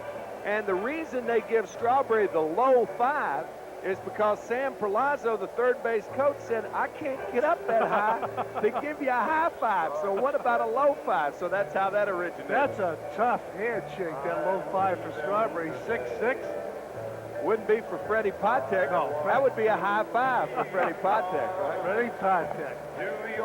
Well, the numbers on Michael Jackson in a very, very exciting 6th inning here for the Mets. Michael will be pitching to Rafael Santana and Rick Aguilera. If they do any damage, no double plays, Mookie Wilson. mean, Plus, you hit it on the nose next week, Tim. 4 of the games on SportsChannel, starting right here at Shea Stadium. Monday night. yep, against the Cubbies. And those 2 in Montreal ought to really be exciting. Oh, boy. You know, you got a lot of elements. Gary Carter's return up there, that's always exciting. And they've drawn 85,000 at the Big O the first 2 games, and I would imagine it's close to 40 there tonight. So a lot of action as the Mets pursue the championship here in '86. So stay with us. The fans are here. Big crowd again at Shea Stadium. I still can't believe the ball that Strawberry hit. I can't believe he got around to pull that ball down the line with that much authority on that particular type of pitch, an inside part of the plate fastball. He hits consistently. His home runs are hit further than anybody I've seen on a consistent basis. Primarily right center around to left center. Right. And left field. You don't see him pull many down the line. And they check Howard Johnson. You know Howard Johnson would like to pick up an SB, get in scoring position. He has 27. Been caught 9 times. Well, this guy at the plate's been a key player for the Mets this year. Game-winning RBI last night in the 6th. There goes Hojo. He's got number 28. You know, it's nice to talk about all that 30-30 stuff and everything, but right now, last 24 games, I'll guarantee you the Mets don't care whether they're in a 30-30 club or Bohemian club or country club or any of that stuff. That's the all club. they want to do is win and set up winning situations. I was in the Bohemian club. Yeah, well, you're wealthy enough to do that. It was easier to get in there than the 30-30 club. 0-2, I'd say, Tana.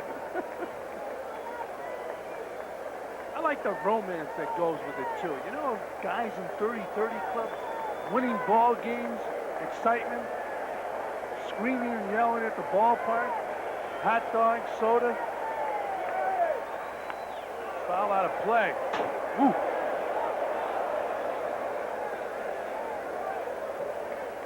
Shot up here to our right. Fred Wilpon's booth. Owner of the club. Rafi ought to work on his windage. I know. Did Fred try you to don't want to catch hit that? one of the owner of the club's booth. Fred would try to catch it. 0-2 on Santana. Good pitch right there. He goes down. 1 out. Well, his one pitch to hit was that 0-2 pitch before this pitch. This is nasty right here. That slider low and away. Keep in mind, although we've had a great deal of excitement here in the 6th, the Mets are leading by only 1 run with runners in scoring position. Rick Aguilera, the batter. This could be a deke. Look at Sammy Palazzo and guess fastball. So you see the third base coach going to the runner on third. It's Gary Carter. The reason for that, there's usually a word sign to relay if the squeeze is on. Ball 1.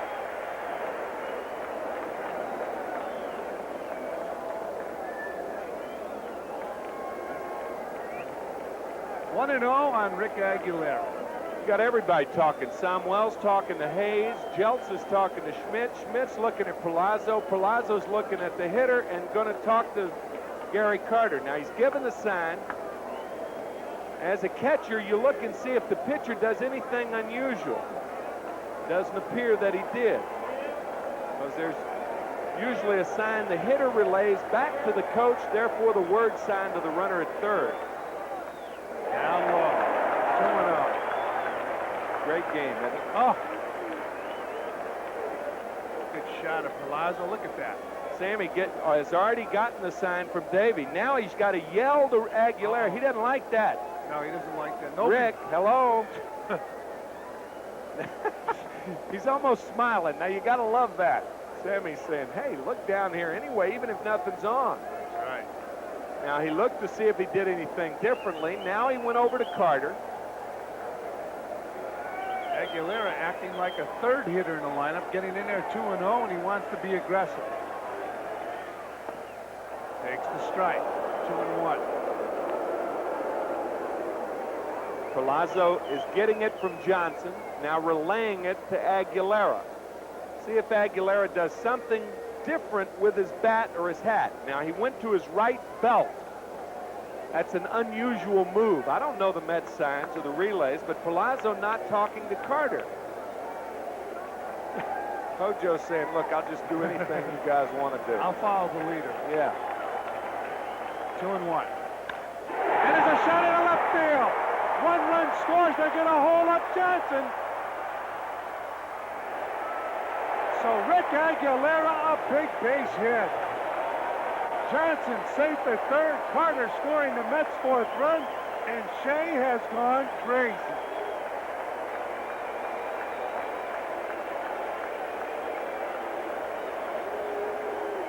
See, Palazzo tries to hold Johnson up on the bag, but Howard is a fast runner, and his momentum carried him around the bag, and he dives back in time. That was a very good play by Johnson. Palazzo doing all he can, and a big, big hit for Aguilera. Oh, what a job Aguilera has done for this ball club. Tell you, if you're the Phillies now, I'd play the infield halfway because you're not going to double up Wilson unless the ball's really scalded to a middle infielder. But they're playing him in double play depth. And Mookie 0 for 2 batting from the right side of the plate. He was behind Shane Raleigh. He takes down low, ball 1. This is exciting, isn't it? Oh, boy, it is. Baseball at its best. A pennant race. You can't beat it. Like a drum with a hole in it.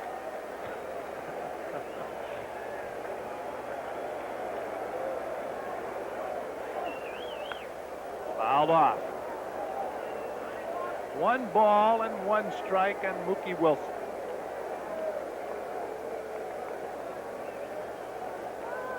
And don't forget, Friday night, the Cardinals and the Mets, the first of 3 games here at Shea Stadium. We should bring the Richter scale to that ballpark, or to this ballpark this weekend. Outside. 2 balls and 1 strike.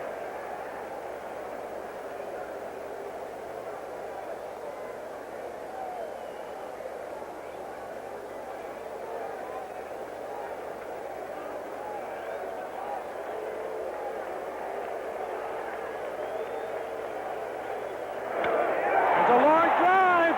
Right field. That ball is gone. Home run, Mookie Wilson.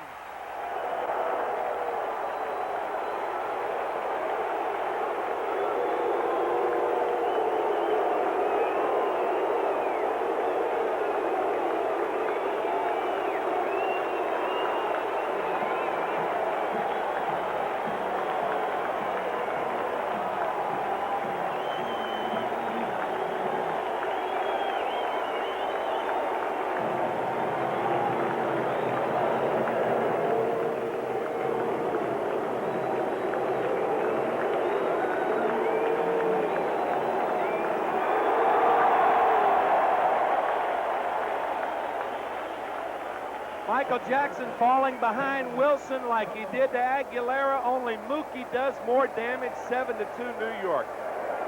Wow. 2-1 fastball, and Mookie hits it as hard as he can. Down and in. Oh, a bullet off the manufacturer's Hanover sign in right center. Tim Tuffle pops the ball up, shallow center field. Thompson coming in, and he'll make the catch. We need the rest. 2 down. All of a sudden, here in the 6th inning, the Mets explode. Mookie Wilson home run, Darryl Strawberry home run, and the Mets are on fire. Mookie's last home run exactly 1 month ago tonight against Scott Sanderson on the 9th of July, or the 9th of August. I'll be all right. This guy started it all with a great at-bat off of Shane Raleigh. Picked up a single to left field. was only the second hit of the game for the Mets. Since then, they've picked up 6 more. And 7 runs to go along with the hits. Hernandez taking a breaking ball down and in, ball 1.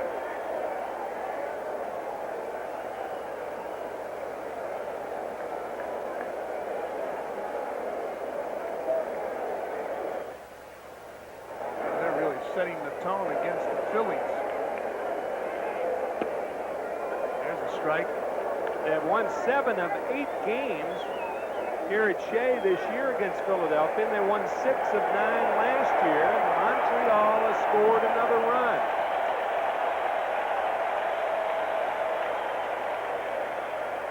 Things are getting yummy, Francis. Oh boy, they are. It is really going to be a super pennant race, and really things are really fitting together for a very, very exciting September. And Jeff Calhoun, he's got to be loose. He's been throwing for 25 minutes.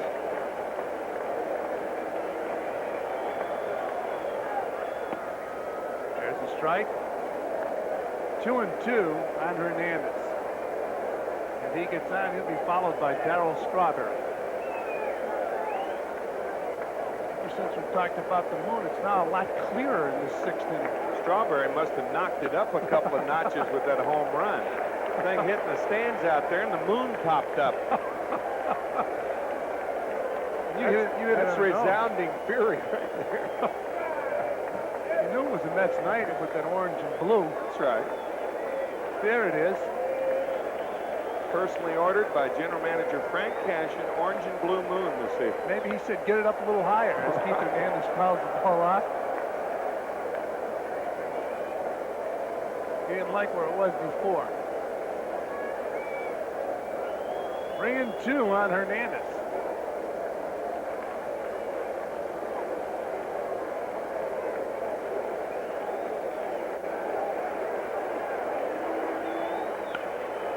Popped up down the left field line, and it drifts into the crowd out of play. What a crowd. Another big crowd here at Shea Stadium.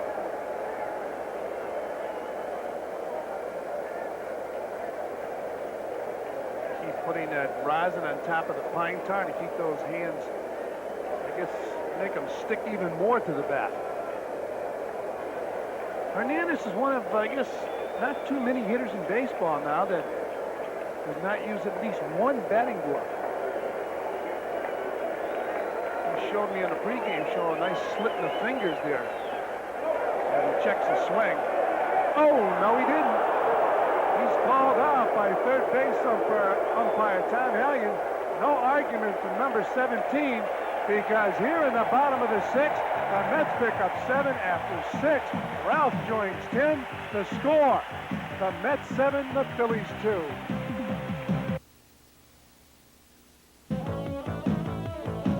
Back in, and nobody better to talk about those 2 monumental home runs by the outfielders of the Mets. The first one by Darryl Strawberry, and the second one by Mookie Wilson. All right, there you saw earlier the cock on the bat and the swing, and the pitch was on the inside, and there's just no doubt about it. What's amazing to me, as you look at Mookie Wilson now take a low fastball over the right center field fence, the Mets got 7 runs on 7 hits, and every single hit was off a fastball. Strawberry's pitch came on a 2-1 count, his home run, a 2-run shot. Aguilera's RBI single, a 2-1 fastball. Wilson's 3-run homer, a 2-1 fastball. And if that doesn't prove staying ahead in the count, I don't know really what does. There's no doubt about it. You can't pitch behind if you got a good team up there hitting. And the Mets obviously a good team. And here's a good hitter, Mike Schmidt, who's 0 for 2. Swing and a miss. Aguilera trying for his 5th win in a row and his 4th in a row since coming off the DL. And what a big hit he got. Shane Raleigh just breezing along, a 1-hitter, and then Hernandez singled to left field off a fastball after 2 vicious curveballs to get 2 strikes, and then Keith coming up with that base hit. Outside, 1-1. So the Expos now have extended their lead over the Cardinals identically as the Mets lead over the Phillies, 7-2. Top of the 7th inning here. Mets trying to win their 8th game in 9 meetings this season here at Shea against the Phillies. Ground ball to Johnson. Guns out Schmidt, 1 away, and that's 7 in a row retired by Rick Aguilera. And stepping up, catcher Lance Parrish. I don't think I've seen as exciting a half inning that the Mets have played all season long. Not necessarily because they scored so many runs, but how they scored them, the fan reaction, Strawberry's home run, Aguilera and the possibility of a squeeze and coming through with the base hit. Great explosion. Just bang, bang, bang, bang. As you said, a Gatling gun. Rat-a-tat-tat-tat. Boy. And there's the Montreal score, 7-2, top of the 6th. The Mets 7-2. And this ball game is in the top of the 7th inning. 0-1 to Lance Parrish, who was 1 for 2. He doubled in the 2nd.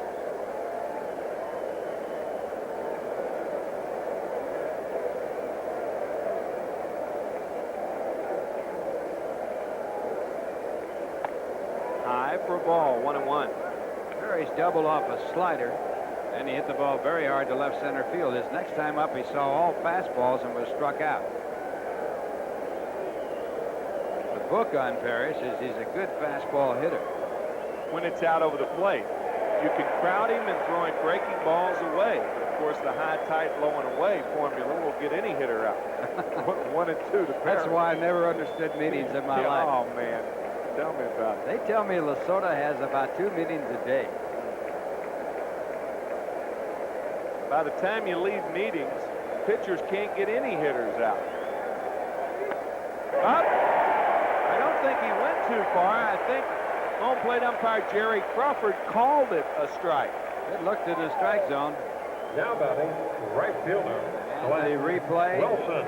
The fastball again right in there on the plate in the strike zone. So Aguilera picks up another strikeout, his 4th in the game. And 7 in a row retired. Make that 8 in a row retired by Aguilera. And Glenn Wilson, who homered his last at bat, is the hitter. Well hit to right center. Deep goes Wilson back. He's got a beat on it, and he makes the play. 9 in a row retired by Aguilera since the Wilson home run. It's 7-2 Mets, middle of the 7th. We'll be back.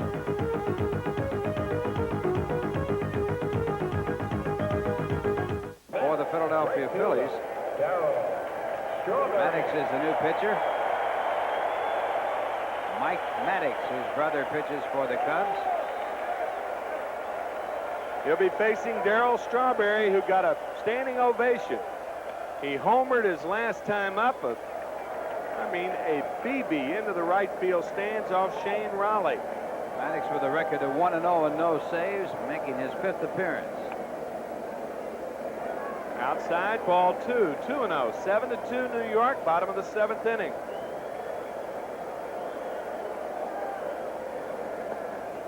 Low, 3-0.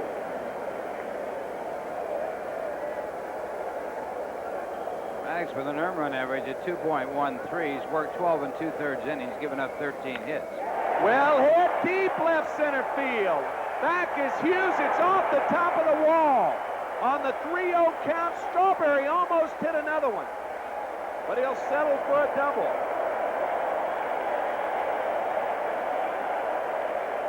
That is more of a typical Strawberry drive than the one he hit last time. Well, Darrell's certainly not a pull hitter per se. That ball out over the plate, right down the middle, as a matter of fact. And out there, Hughes falls down. He would not have caught the ball anyway. Juggles the ball a while, and Strawberry thought about 3, but stayed at second base. So Darrell with a double as he leads off in the 7th. And speaking of 7, by the way, those 7 runs that the Mets scored in the 6th inning are the most runs scored in one inning since May 23rd, when they scored 10 in a win over the Chicago Cubs. Winning that ball game 23-10. Fastball is outside to Kevin McReynolds. I said May 23rd. That was August 16th. It's the only other time the That was the last time at Wrigley Field. The only other time the Mets have scored more than 7 this year. It's 2-0 to McReynolds. Here are the stats that we gave you just a little bit earlier. 1-0 and 0, 12 and 2/3 innings, 13 hits. Tapped foul by McReynolds. Kevin with a single to score a run single and scored a run in the 7th inning. Or in the 6th inning. It's 7-2. New York on top.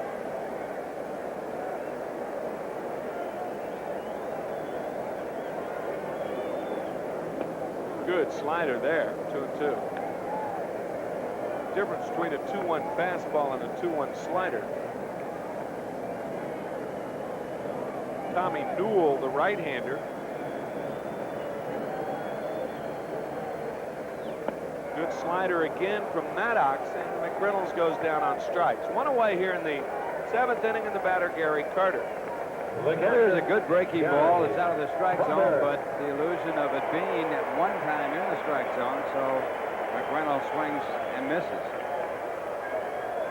Maddox from the hometown of Mike Schmidt. He's from Dayton, Ohio. He and his brother Greg pitching for the Cubs, as Ralph said.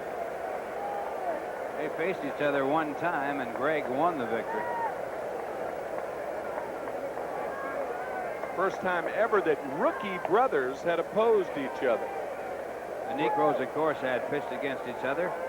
Not as rookies, not by any means as rookies. Veterans. Yeah, with caps. 1-0 to Carter.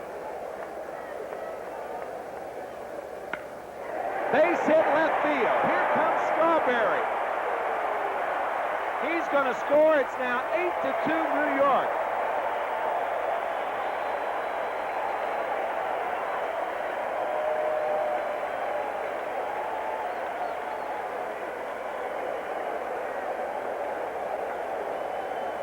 Well, Carter coming through here to pick up an RBI. It's number 73 as Strawberry comes around to score. Hughes had no chance against Strawberry. Made a good throw in to Mike Schmidt, the cutoff man. And Carter held at first base. So Howard Johnson, the batter. Howard with a key hit in the 6th inning. RBI number 90 on the year for Howard Johnson.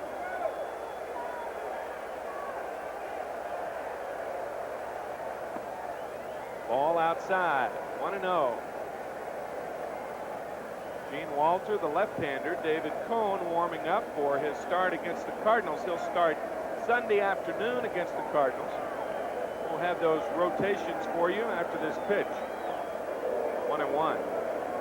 On Friday night, it'll be Ron Darling against John Tudor. Darling 12-8, Tudor 6-2, back in action after that knee problem. And on Saturday, Dwight Gooden will be going, and Gooden will be opposed by Greg Matthews. Gooden with a 13-5 record, Matthews 9-9. Then on Sunday, Cohn 4-3 against Cox, who has a record of 9-6. 1-1 to Johnson. One out, 8-2. New York, and it's 1-2 to Howard. Carter on first base. 30,362 paid this evening. 31,664 in the house.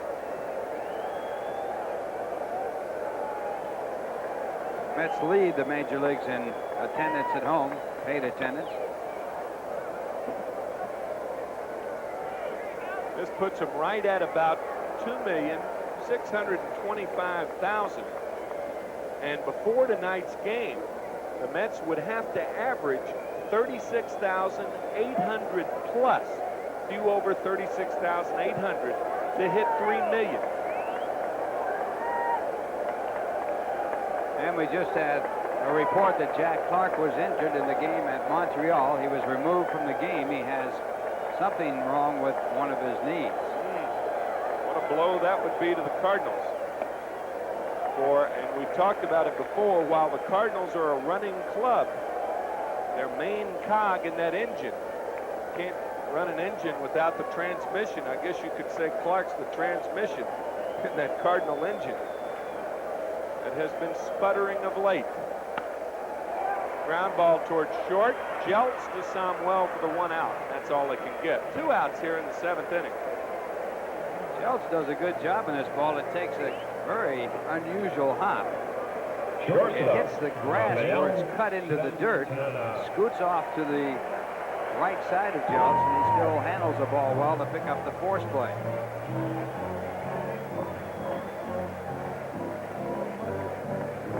The Phillies really have 2 tongue twisters for players. They have Steve Jeltz at shortstop, and recently called up was Greg Jeltz. And there goes Johnson, stolen base number 2 on the night. And he's near. Well, Johnson now with his 29th stolen base, 1 more, and he will be in the 30-30 club. What you needed to throw him out with this one. And the throw not in time as Johnson picks up the stolen base against the Phillies. 1-0 to Santana. 2-0.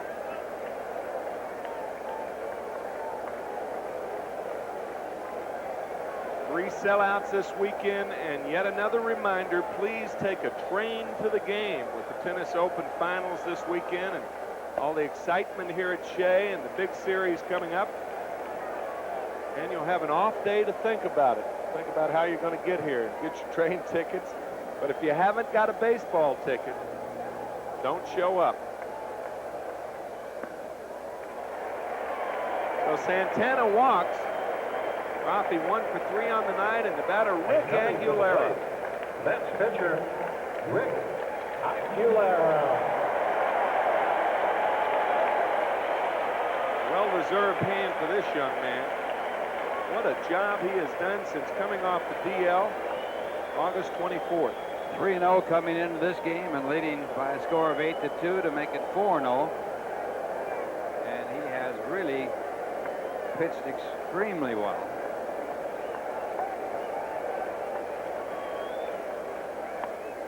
Inside, ball 1.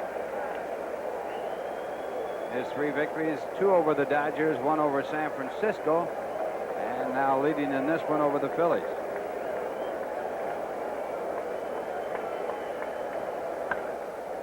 Hit foul. Aguilera with one of the very key hits in the 6th inning. He drove in the 4th run of the game. And he made an out or popped it up or something like that. They pitched probably differently to Mookie Wilson. Tuffle the next hitter, right-hander to right-hander. You don't know what might happen. You throw that hit of Aguilera's in there, and that really threw a cog in that Philly thinking. Because at the time it was only 3-2. That's the amazing thing. The Mets had 5 solid hits in a row, and then Jackson came in, struck out Santana, and that brought up Rick Aguilera. And then Aguilera came through with a base hit. If he had made it out, it might have been a different story. Yeah, they scored 3 instead of 7. Another hit to left. Here comes Johnson. Hughes' throw. 9-2 New York.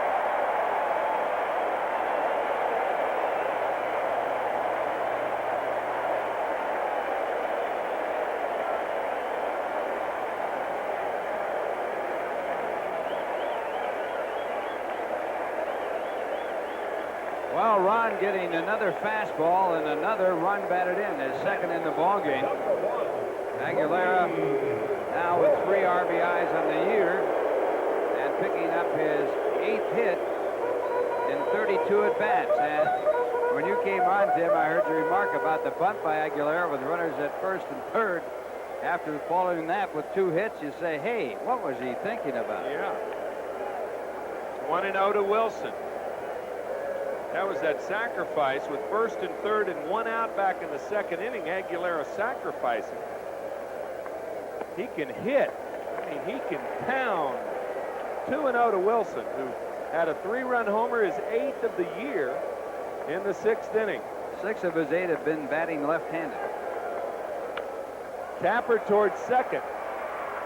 Mercifully, it's over for the Phillies. Boy, they have had back-to-back shellackings. The Mets coming up with another 2 runs. They strand a couple.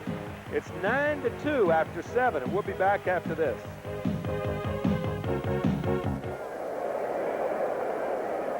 Dave Magadan is the first baseman for Keith Hernandez. Kevin McReynolds went into the dugout.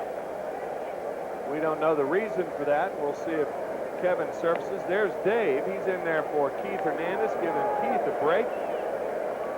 Looked like Kevin had some glove problems, Ralph.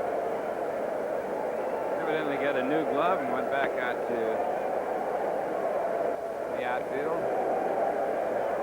And you saw Mike Maddox, a pitcher who came in the 7th inning, gave up 2 runs on the 3 hits. The Mets with 9 runs and 10 hits in the last 2 innings.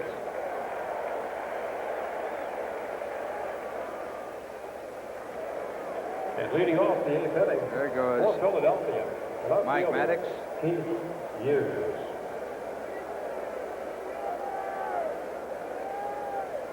I'll tell you, some of Bill Webb and Danny Reagan's dugout shots this year have been superb and really shows the frustration that this game can bring upon players. One of the worst raps in the world is for people to think players don't try. This one ripped foul. And sometimes when you're out there, Ralph, there's no place to hide, is there? You want to crawl under the grass. Dig a hole and get under. Yep. Most of the time when things go wrong for players, other than the natural strain of the ability cracking down or something, or breaking down, it's usually because you're trying too hard. Strike 2 from Aguilera. 0-2 to Keith Hughes, who's 0 for 2 on the night.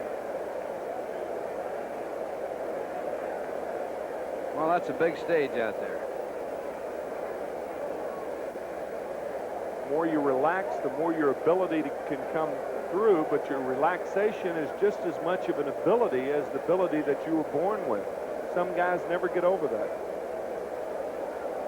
How many times have you heard people come up and say, so-and-so was a great player, he had all the ability in the world, fouled away, still 0-2, but something, he just couldn't get over that hurdle to make him a major league ball player.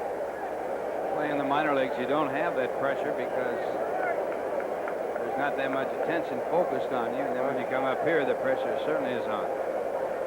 All the media attention. A little flunker to right center. Keith Hughes is on there. His first base hit of the night. Before that hit, Aguilera had retired 9 in a row, and the batter, Steve Jeltz. Stepping up, shortstop, Steve Jeltz.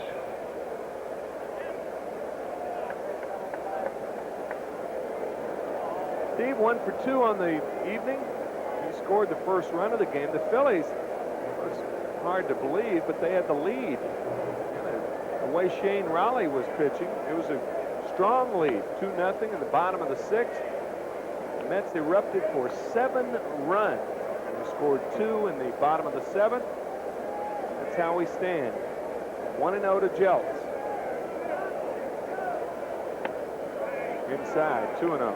Raleigh, with 17 victories, the most in the National League, has had 2 outings against the Mets this year, and the Mets have just torn him up. Beating 5-4 back on June 26th, but when he left the game, I think they were leading 5-1. 3-0 to Jeltz.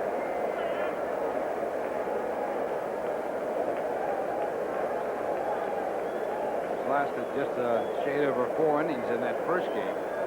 This game, the one-hitter going until the Mets exploded for 7 runs on 7 hits in the 6th. I'll tell you, the Bloody Mary of that inning, or the eye-opener, was Darryl Strawberry's home run. I'm telling you. This place just was stunned how hard he hit it. Well, Jeltz draws a base on ball, so the Phillies hoping they can get something started here in the top of the 8th. Jeff Stone's going to be the pinch hitter, or Greg Maddox. First Make walk. that Mike Maddox. First walk given up by Aguilera. And here in the 8th inning, a base hit and a walk, and the Phillies have runners at first and second with no one out.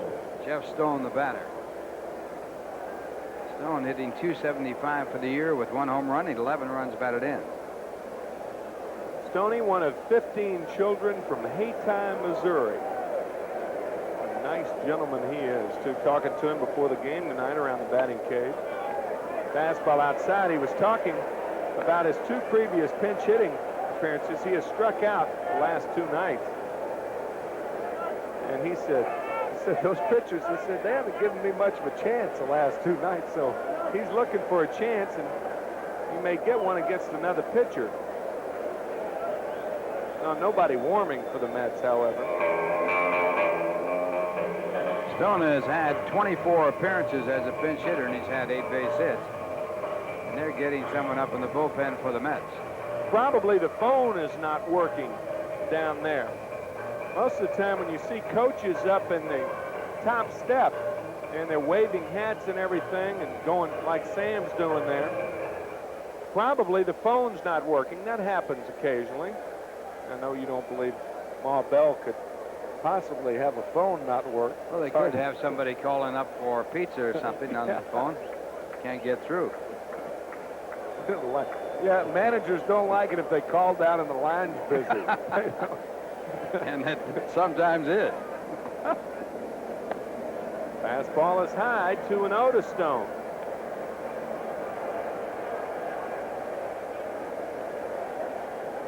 It could be Fran Healy. Could be. He was born with a telephone in his ear. There's a strike on the corner to Jeff Stone. It's 2-1 to Jeff.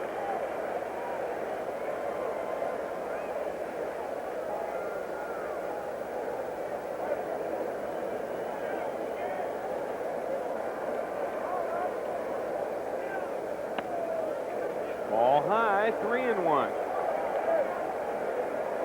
These Phillies, a very potent offensive club. They can come back at you in a hurry, especially with their top 5 guys. Santana now wants to talk to Rick. This is definitely a stall tactic to get Jesse Orozco warm, because it appears that Rick has run out of gas. Yeah, Roscoe's the key. Aguilera may pitch to Samuel, but if Thompson and Hayes, the likelihood that they're going to be facing Orozco or Randy Myers. Montreal scored again. It's 8-2 now. Top of the 7th inning with the Cardinals hitting. Jack Clark injured in that ball game.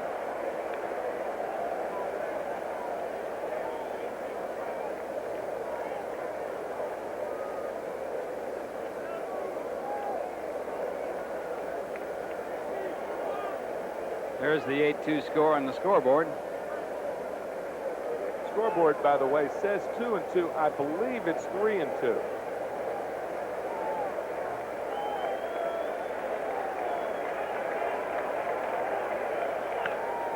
Ball hit well to left center. Deep is McReynolds, and it's off the wall by Wilson. 1 run scores.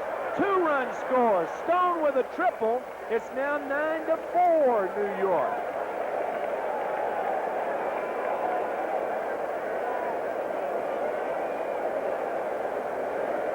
Well, Stone gets his first 3-base hit, and it comes as a pinch hitter. He takes that fastball into left center field. It's off the fence, and it bounces by both McReynolds and Wilson. The 2 runs come in, and Hughes scores from second, and Jeltz from first. And now the Phillies working their way back in the ball game, cutting the Mets lead to 5. So the batter, Juan Samuel, who is due. He's 0 for 3 with 2 strikeouts and a ground out. This will probably be Aguilera's last hitter with 2 left-handers coming up. Orozco and Myers ready in the bullpen.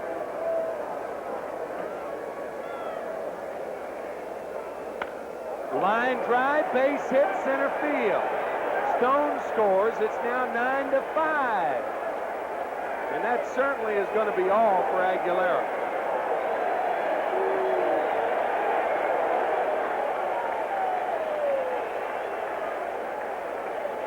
So Rick, after pitching superbly through 7, does not pick up an out here in the 8th inning. As the Phillies get 3 hits and a walk, and they have scored 3 runs. And that'll be all for Rick Aguilera.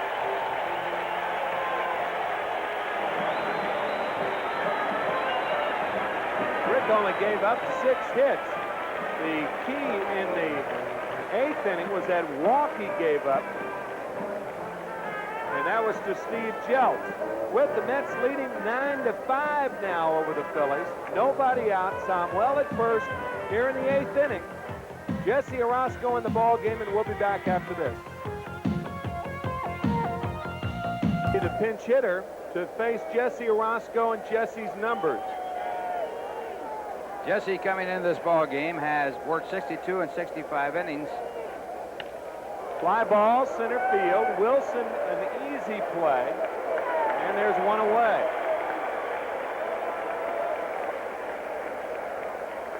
And coming around Jesse with a record of 3 wins, 7 Third losses, baseman, 14 saves. He is appearing in his 48th game. He's worked 62 innings, and he has given up 65 hits, 4 of them home runs. And Von Hayes, the batter. Jesse's last appearance in that 16-inning game on Sunday when the Mets were beaten by the Dodgers in the bottom of the 16th inning. He worked 2 innings in that game, giving up 1 hit and no runs. And the time before that against the Padres, he worked 2 2/3, received the win in that game, retiring 8 in a row. So Jesse, while he had a shaky start, has pitched well of late. Tapper toward first, but foul.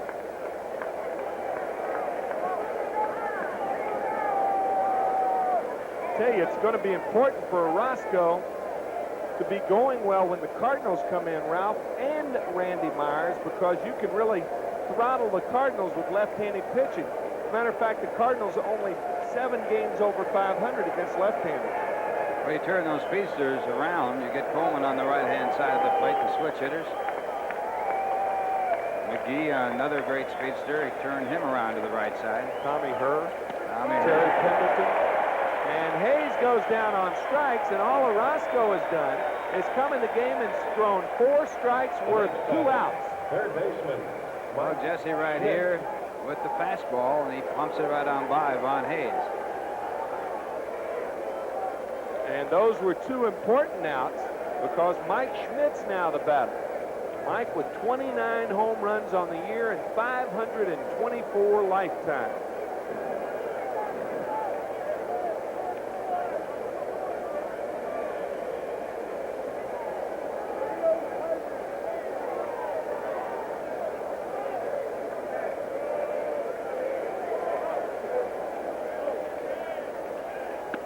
Breaking ball outside. The first ball that Orozco has thrown. It's 9-5 Mets. 2 out, 1 on. We're in the 8th inning. And Roger McDowell throwing in the bullpen. See him flip that ball behind his back? He's pretty good, isn't Yeah, I'm telling you, he is a terrific athlete. Well hit deep to left. McReynolds back, and he makes the catch. Oh boy. Schmidt obviously disappointing. Michael into his home run trot, but Orozco said nay, nay. The Phillies score 3 in the top of the 8th, but it's 9-5 New York. We'll be back.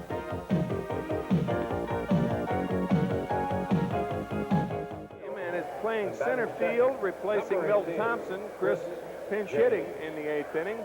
And in his major league debut, the young pitcher, the young right-hander Tommy Newell. And Tommy Newell with a record of 8-12 at Maine in the International League this year. He was born in Monrovia, California, and grew up in Gardenville, New York. He resides there now.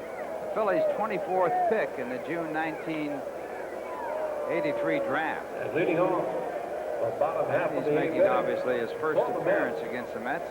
second baseman Tim Tefall. Really a day to remember for Tommy Newell. So nice to see young players coming up in September, and that's usually when you see most of the young players because the roster can be expanded to 40 players. By the way, the Mets urge all fans planning to attend any of the Mets home games this weekend to take a train to the game. Due to scheduling conflicts with the U.S. Open, take either the Long Island Railroad or the Flushing IRT number 7 line out to Shea Stadium. Tim Tuffle takes ball 1. That's really a good idea, especially this weekend with the open finals, and it'll make everything a lot more convenient for everybody involved. 1-0 to Tuffle, who's 0 for 4 on the night. Ball 2, 2-0. 9-5 New York. We're in the bottom of the 8th. And right here on Sports Channel, a first.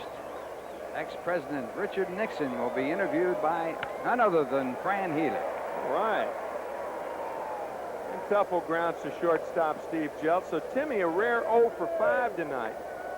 He's 0 for 13 in this Number series. It's 29, been a tough one. first baseman Dave Magadan. That's what you like to see, though. You like to see your other guys picking up the guys who have been hot, because Tuffle has picked up a lot of guys throughout the course of the season. Dave Magadan is first at bat tonight. Magadan in his last 26 games hitting .433.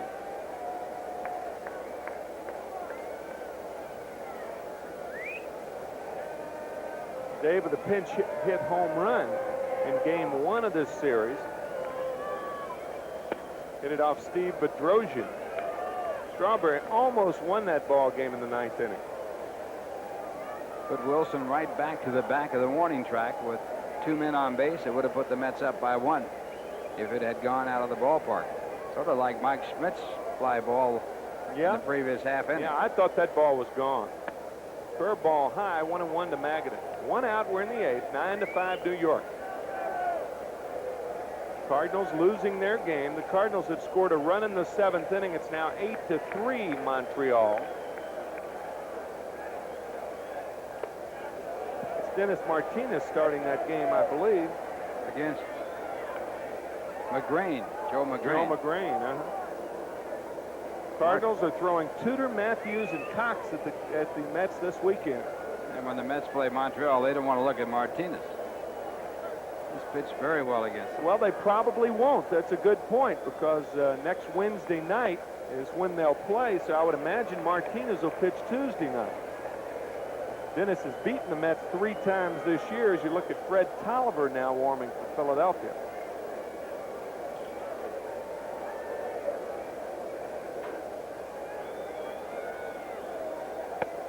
And it's outside. So Magadan, always with a good eye at the plate, walks, and the batter, Darryl Strawberry.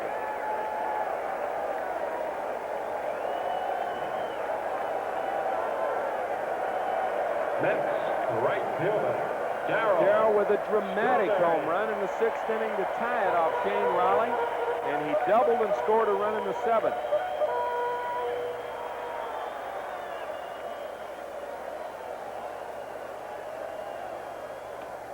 On the corner, 0-1. Darryl in his last 21 ball games has hit 5 home runs, driven in 14. The home run off Raleigh, his 14th off left-handed pitching this year. And that's the most he's ever hit. He had 11 a couple of years ago in '85. Well hit, deep left field. Hughes back, out of here. Home run, Strawberry. Number 2 of the night. 11-5 New York. What a performance by that guy.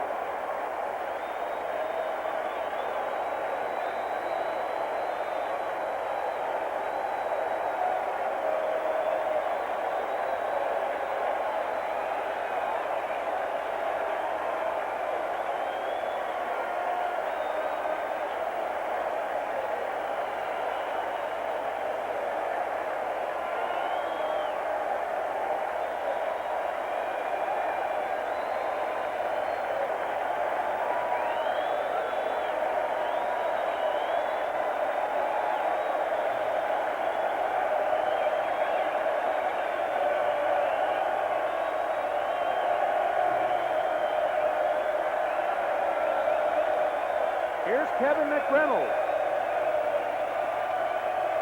Breaking ball is low. Never gets old to take that bow, Ralph.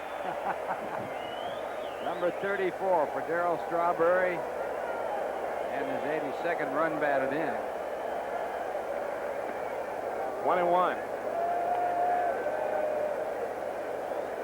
There it is on the replay as Darryl takes a fastball out over the left field fence. number 34. That's awesome. He has unbelievable power. I mean, when you can spank a ball out that handily the other way, you just don't see left-handed hitters doing that. You see McReynolds, a lot of right-handers. Murphy, Schmidt, Guerrero. Little looper to right, it's in there. So a blast and now a bloop.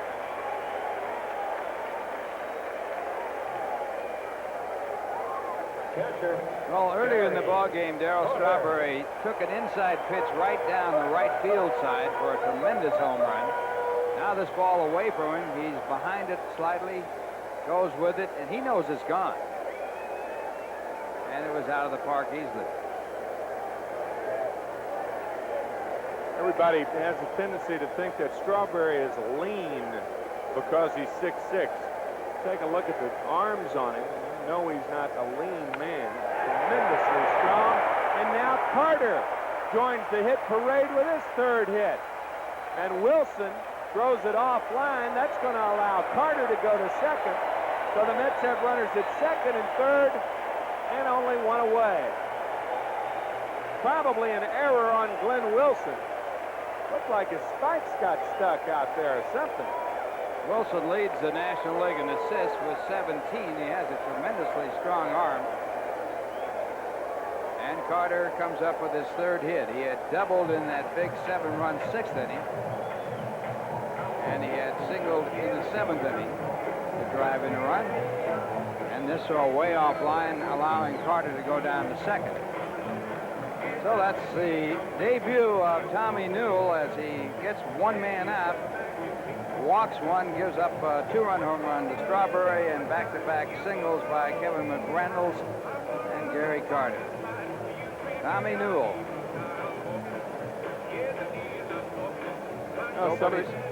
Nobody said it was going to be easy. No, some of the older guys, and Coach Jimmy Davenport there, a little whack on the leg. Small solace, but some. And the pitcher is going to be Fred Tolliver, who was obtained from the Cincinnati Reds in the Bo Diaz trade. Fred spent most of the year at Maine, the AAA affiliate of the Phillies, and I believe won his first major league game a couple of weeks ago, Ralph. His record is 1 win and 1 loss. He has an earned run average of 6.27. This will be his 5th game. He had 3 starts. And he finished 1 ball game, working 18 2/3 innings for the year with the Phillies, 24 hits, 2 of them home runs. He has walked 10 and struck out 14. Tolliver, the 5th pitcher used by Lee Elia, the Philadelphia Philly manager. I tell you, when you go into an Italian restaurant, they ask if you'd like as an appetizer an antipasto. And an antipasto, of course, with various ingredients, vegetables and cheese and peppers and all that. And I guess the Mets have had an antipasta of a night tonight because they have scattered around a bunch of hits, 14 in all, of all particular sizes, clunkers, dingers.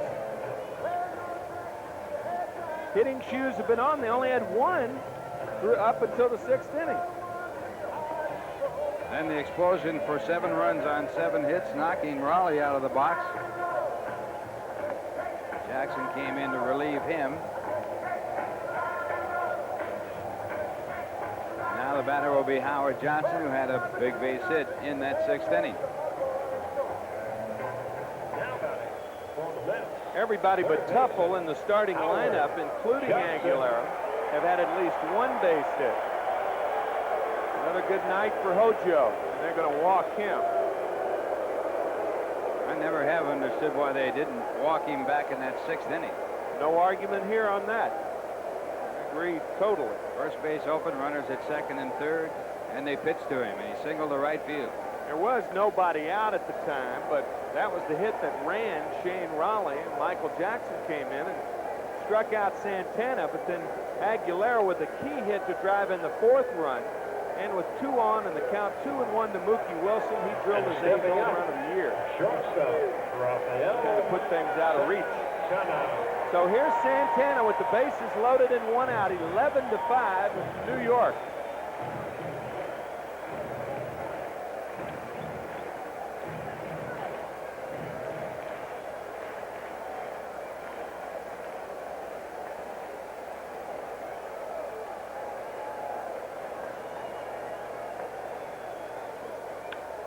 Popped up, right side and playable.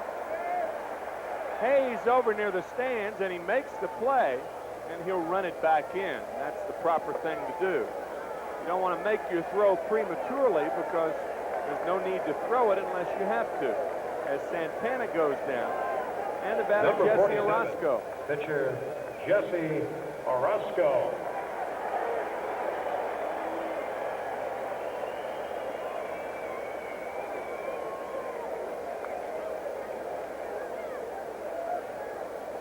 Darryl Strawberry now tied with Howard Johnson for the team lead in home run. Straw now with 83 RBIs on the year. And also is high for runs scored. He has now scored 89. Orozco is 0 for 6 as a hitter this year. Has not had a hit since his World Series hit in Game 7 last year. That hit drove in a run, was a big hit in that win for the Mets over the Red Sox. McReynolds at third, Carter at second, and over at first base Howard Johnson. It's 1-1 to Jesse Orozco, 2 outs, 11-5 New York. Foul back.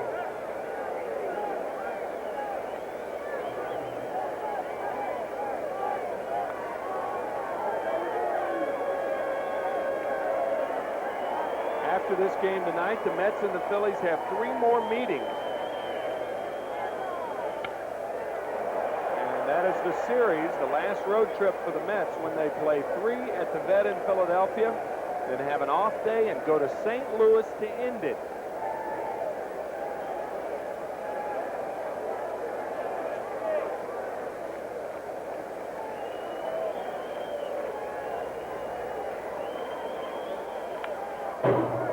Foul back. Last year, the Mets had 1 game to win to clinch the pennant. They went to Philadelphia and lost 3 straight. They went to St. Louis and lost 3 straight. Had to win it at home. That same weekend, the Montreal Expos will be hosting the Chicago Cubs. Could end up all 3 teams in it that last weekend. Montreal winning their game tonight as Orozco goes down on strike. But the Mets put up another 2 spot. They lead it 11-5 after 8, and Orozco's in full control.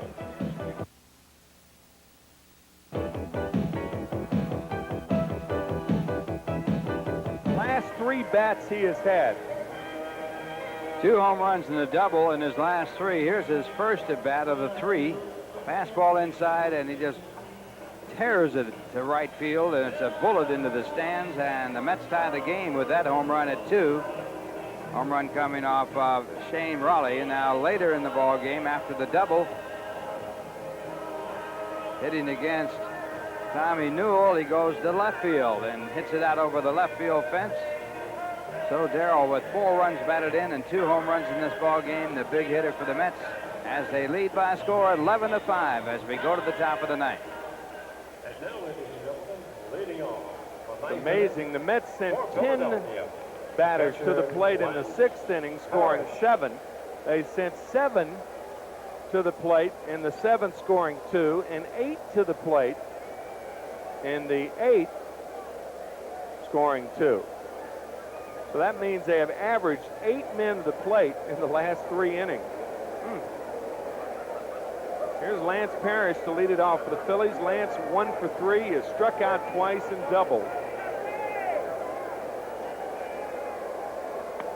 Outside.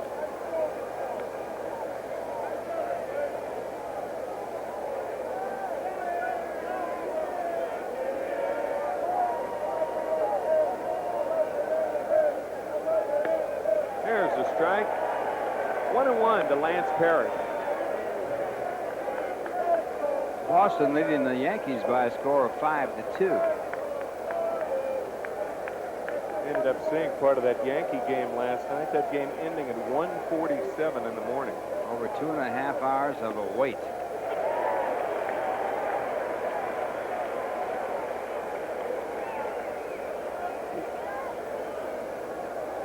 I guess the last trip in, they waived that curfew, 1 and 2 to Parrish. American League has a 1 o'clock curfew. No inning starting after 1.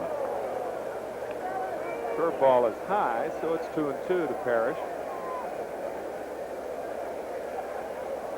Roscoe came in the game with the score 9-5. So if he completes this game, he will not be credited with a save. The Yankee game's in the 9th inning. And the Yankees started their action 5 games back of Detroit and Toronto. Detroit won their first game in Baltimore 7-4, and they lead the second game by a score of 5-0 in the bottom of the 5th.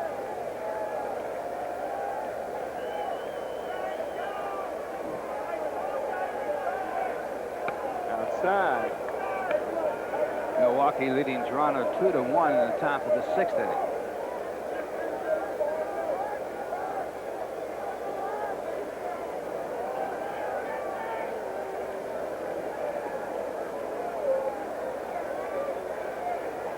Lee Zeidman will have all those scores for you after the ball game.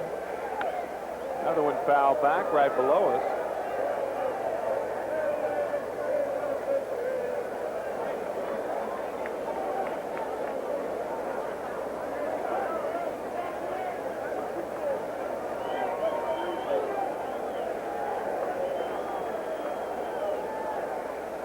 To 5, New York on top. Top of the 9th inning. The Cardinals being beaten soundly in Montreal. Deep to center, but Mookie Wilson is there, and he makes the play. One away out, one away here in the 9th inning. The batter, Glenn Wilson. And yes, coming around to the plate, right fielder Glenn Wilson.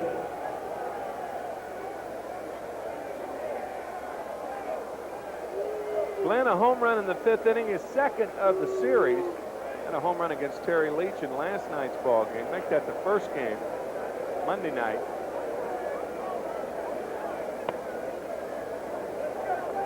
This one high. 1-0 to Glenn Wilson.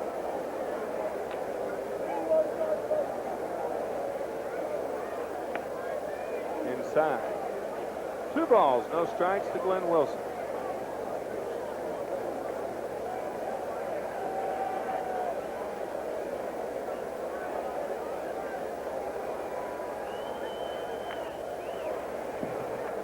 It's interesting that Lance Parrish and Howard Johnson, both members of that Detroit Tiger World Championship team back in '84, and they're here in the ballpark tonight opposing each other in the National League. Glenn Wilson, a member of that team in '83, of course, he came over to the Phillies for Willie Hernandez and Dave Bergman.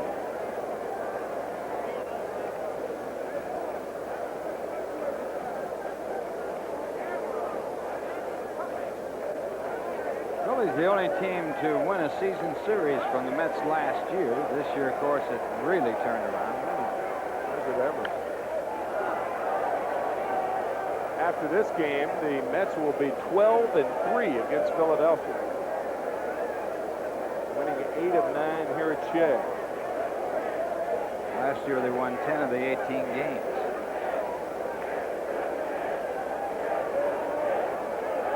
Breaking ball, fouled away. Still 1-2 to Wilson.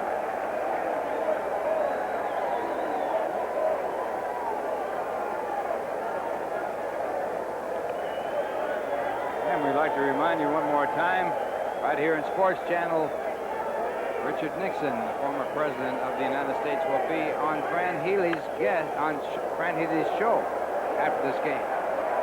As Wilson flies out, and the batter Keith Hughes. And we're going to have a pinch hitter for Keith. It's going to be Rick Shue. Luis Aguayo comes out. Should Shue get on? And Aguayo will be the pinch hitter. for Steve Joe. For the Phillies, batting for left fielder Keith Hughes. Number 15, Rick Shue. Shue is a pinch hitter, 2 for 23 with 1 run batted in.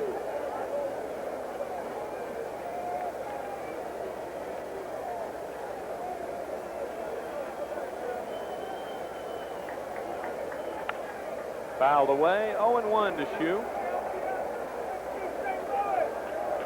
Houston winning their game down at the Dome 4-2 over the Giants. That's a rubber game of their 3-game series. Houston 5.5 back, I believe. 5.5 back is right. They have to win this ball game. Grounder toward third, and that should do it. Howard Johnson throws out Rick Shue, and a good job by Jesse Orozco coming in the ball game, retiring all 6 batters that he faced.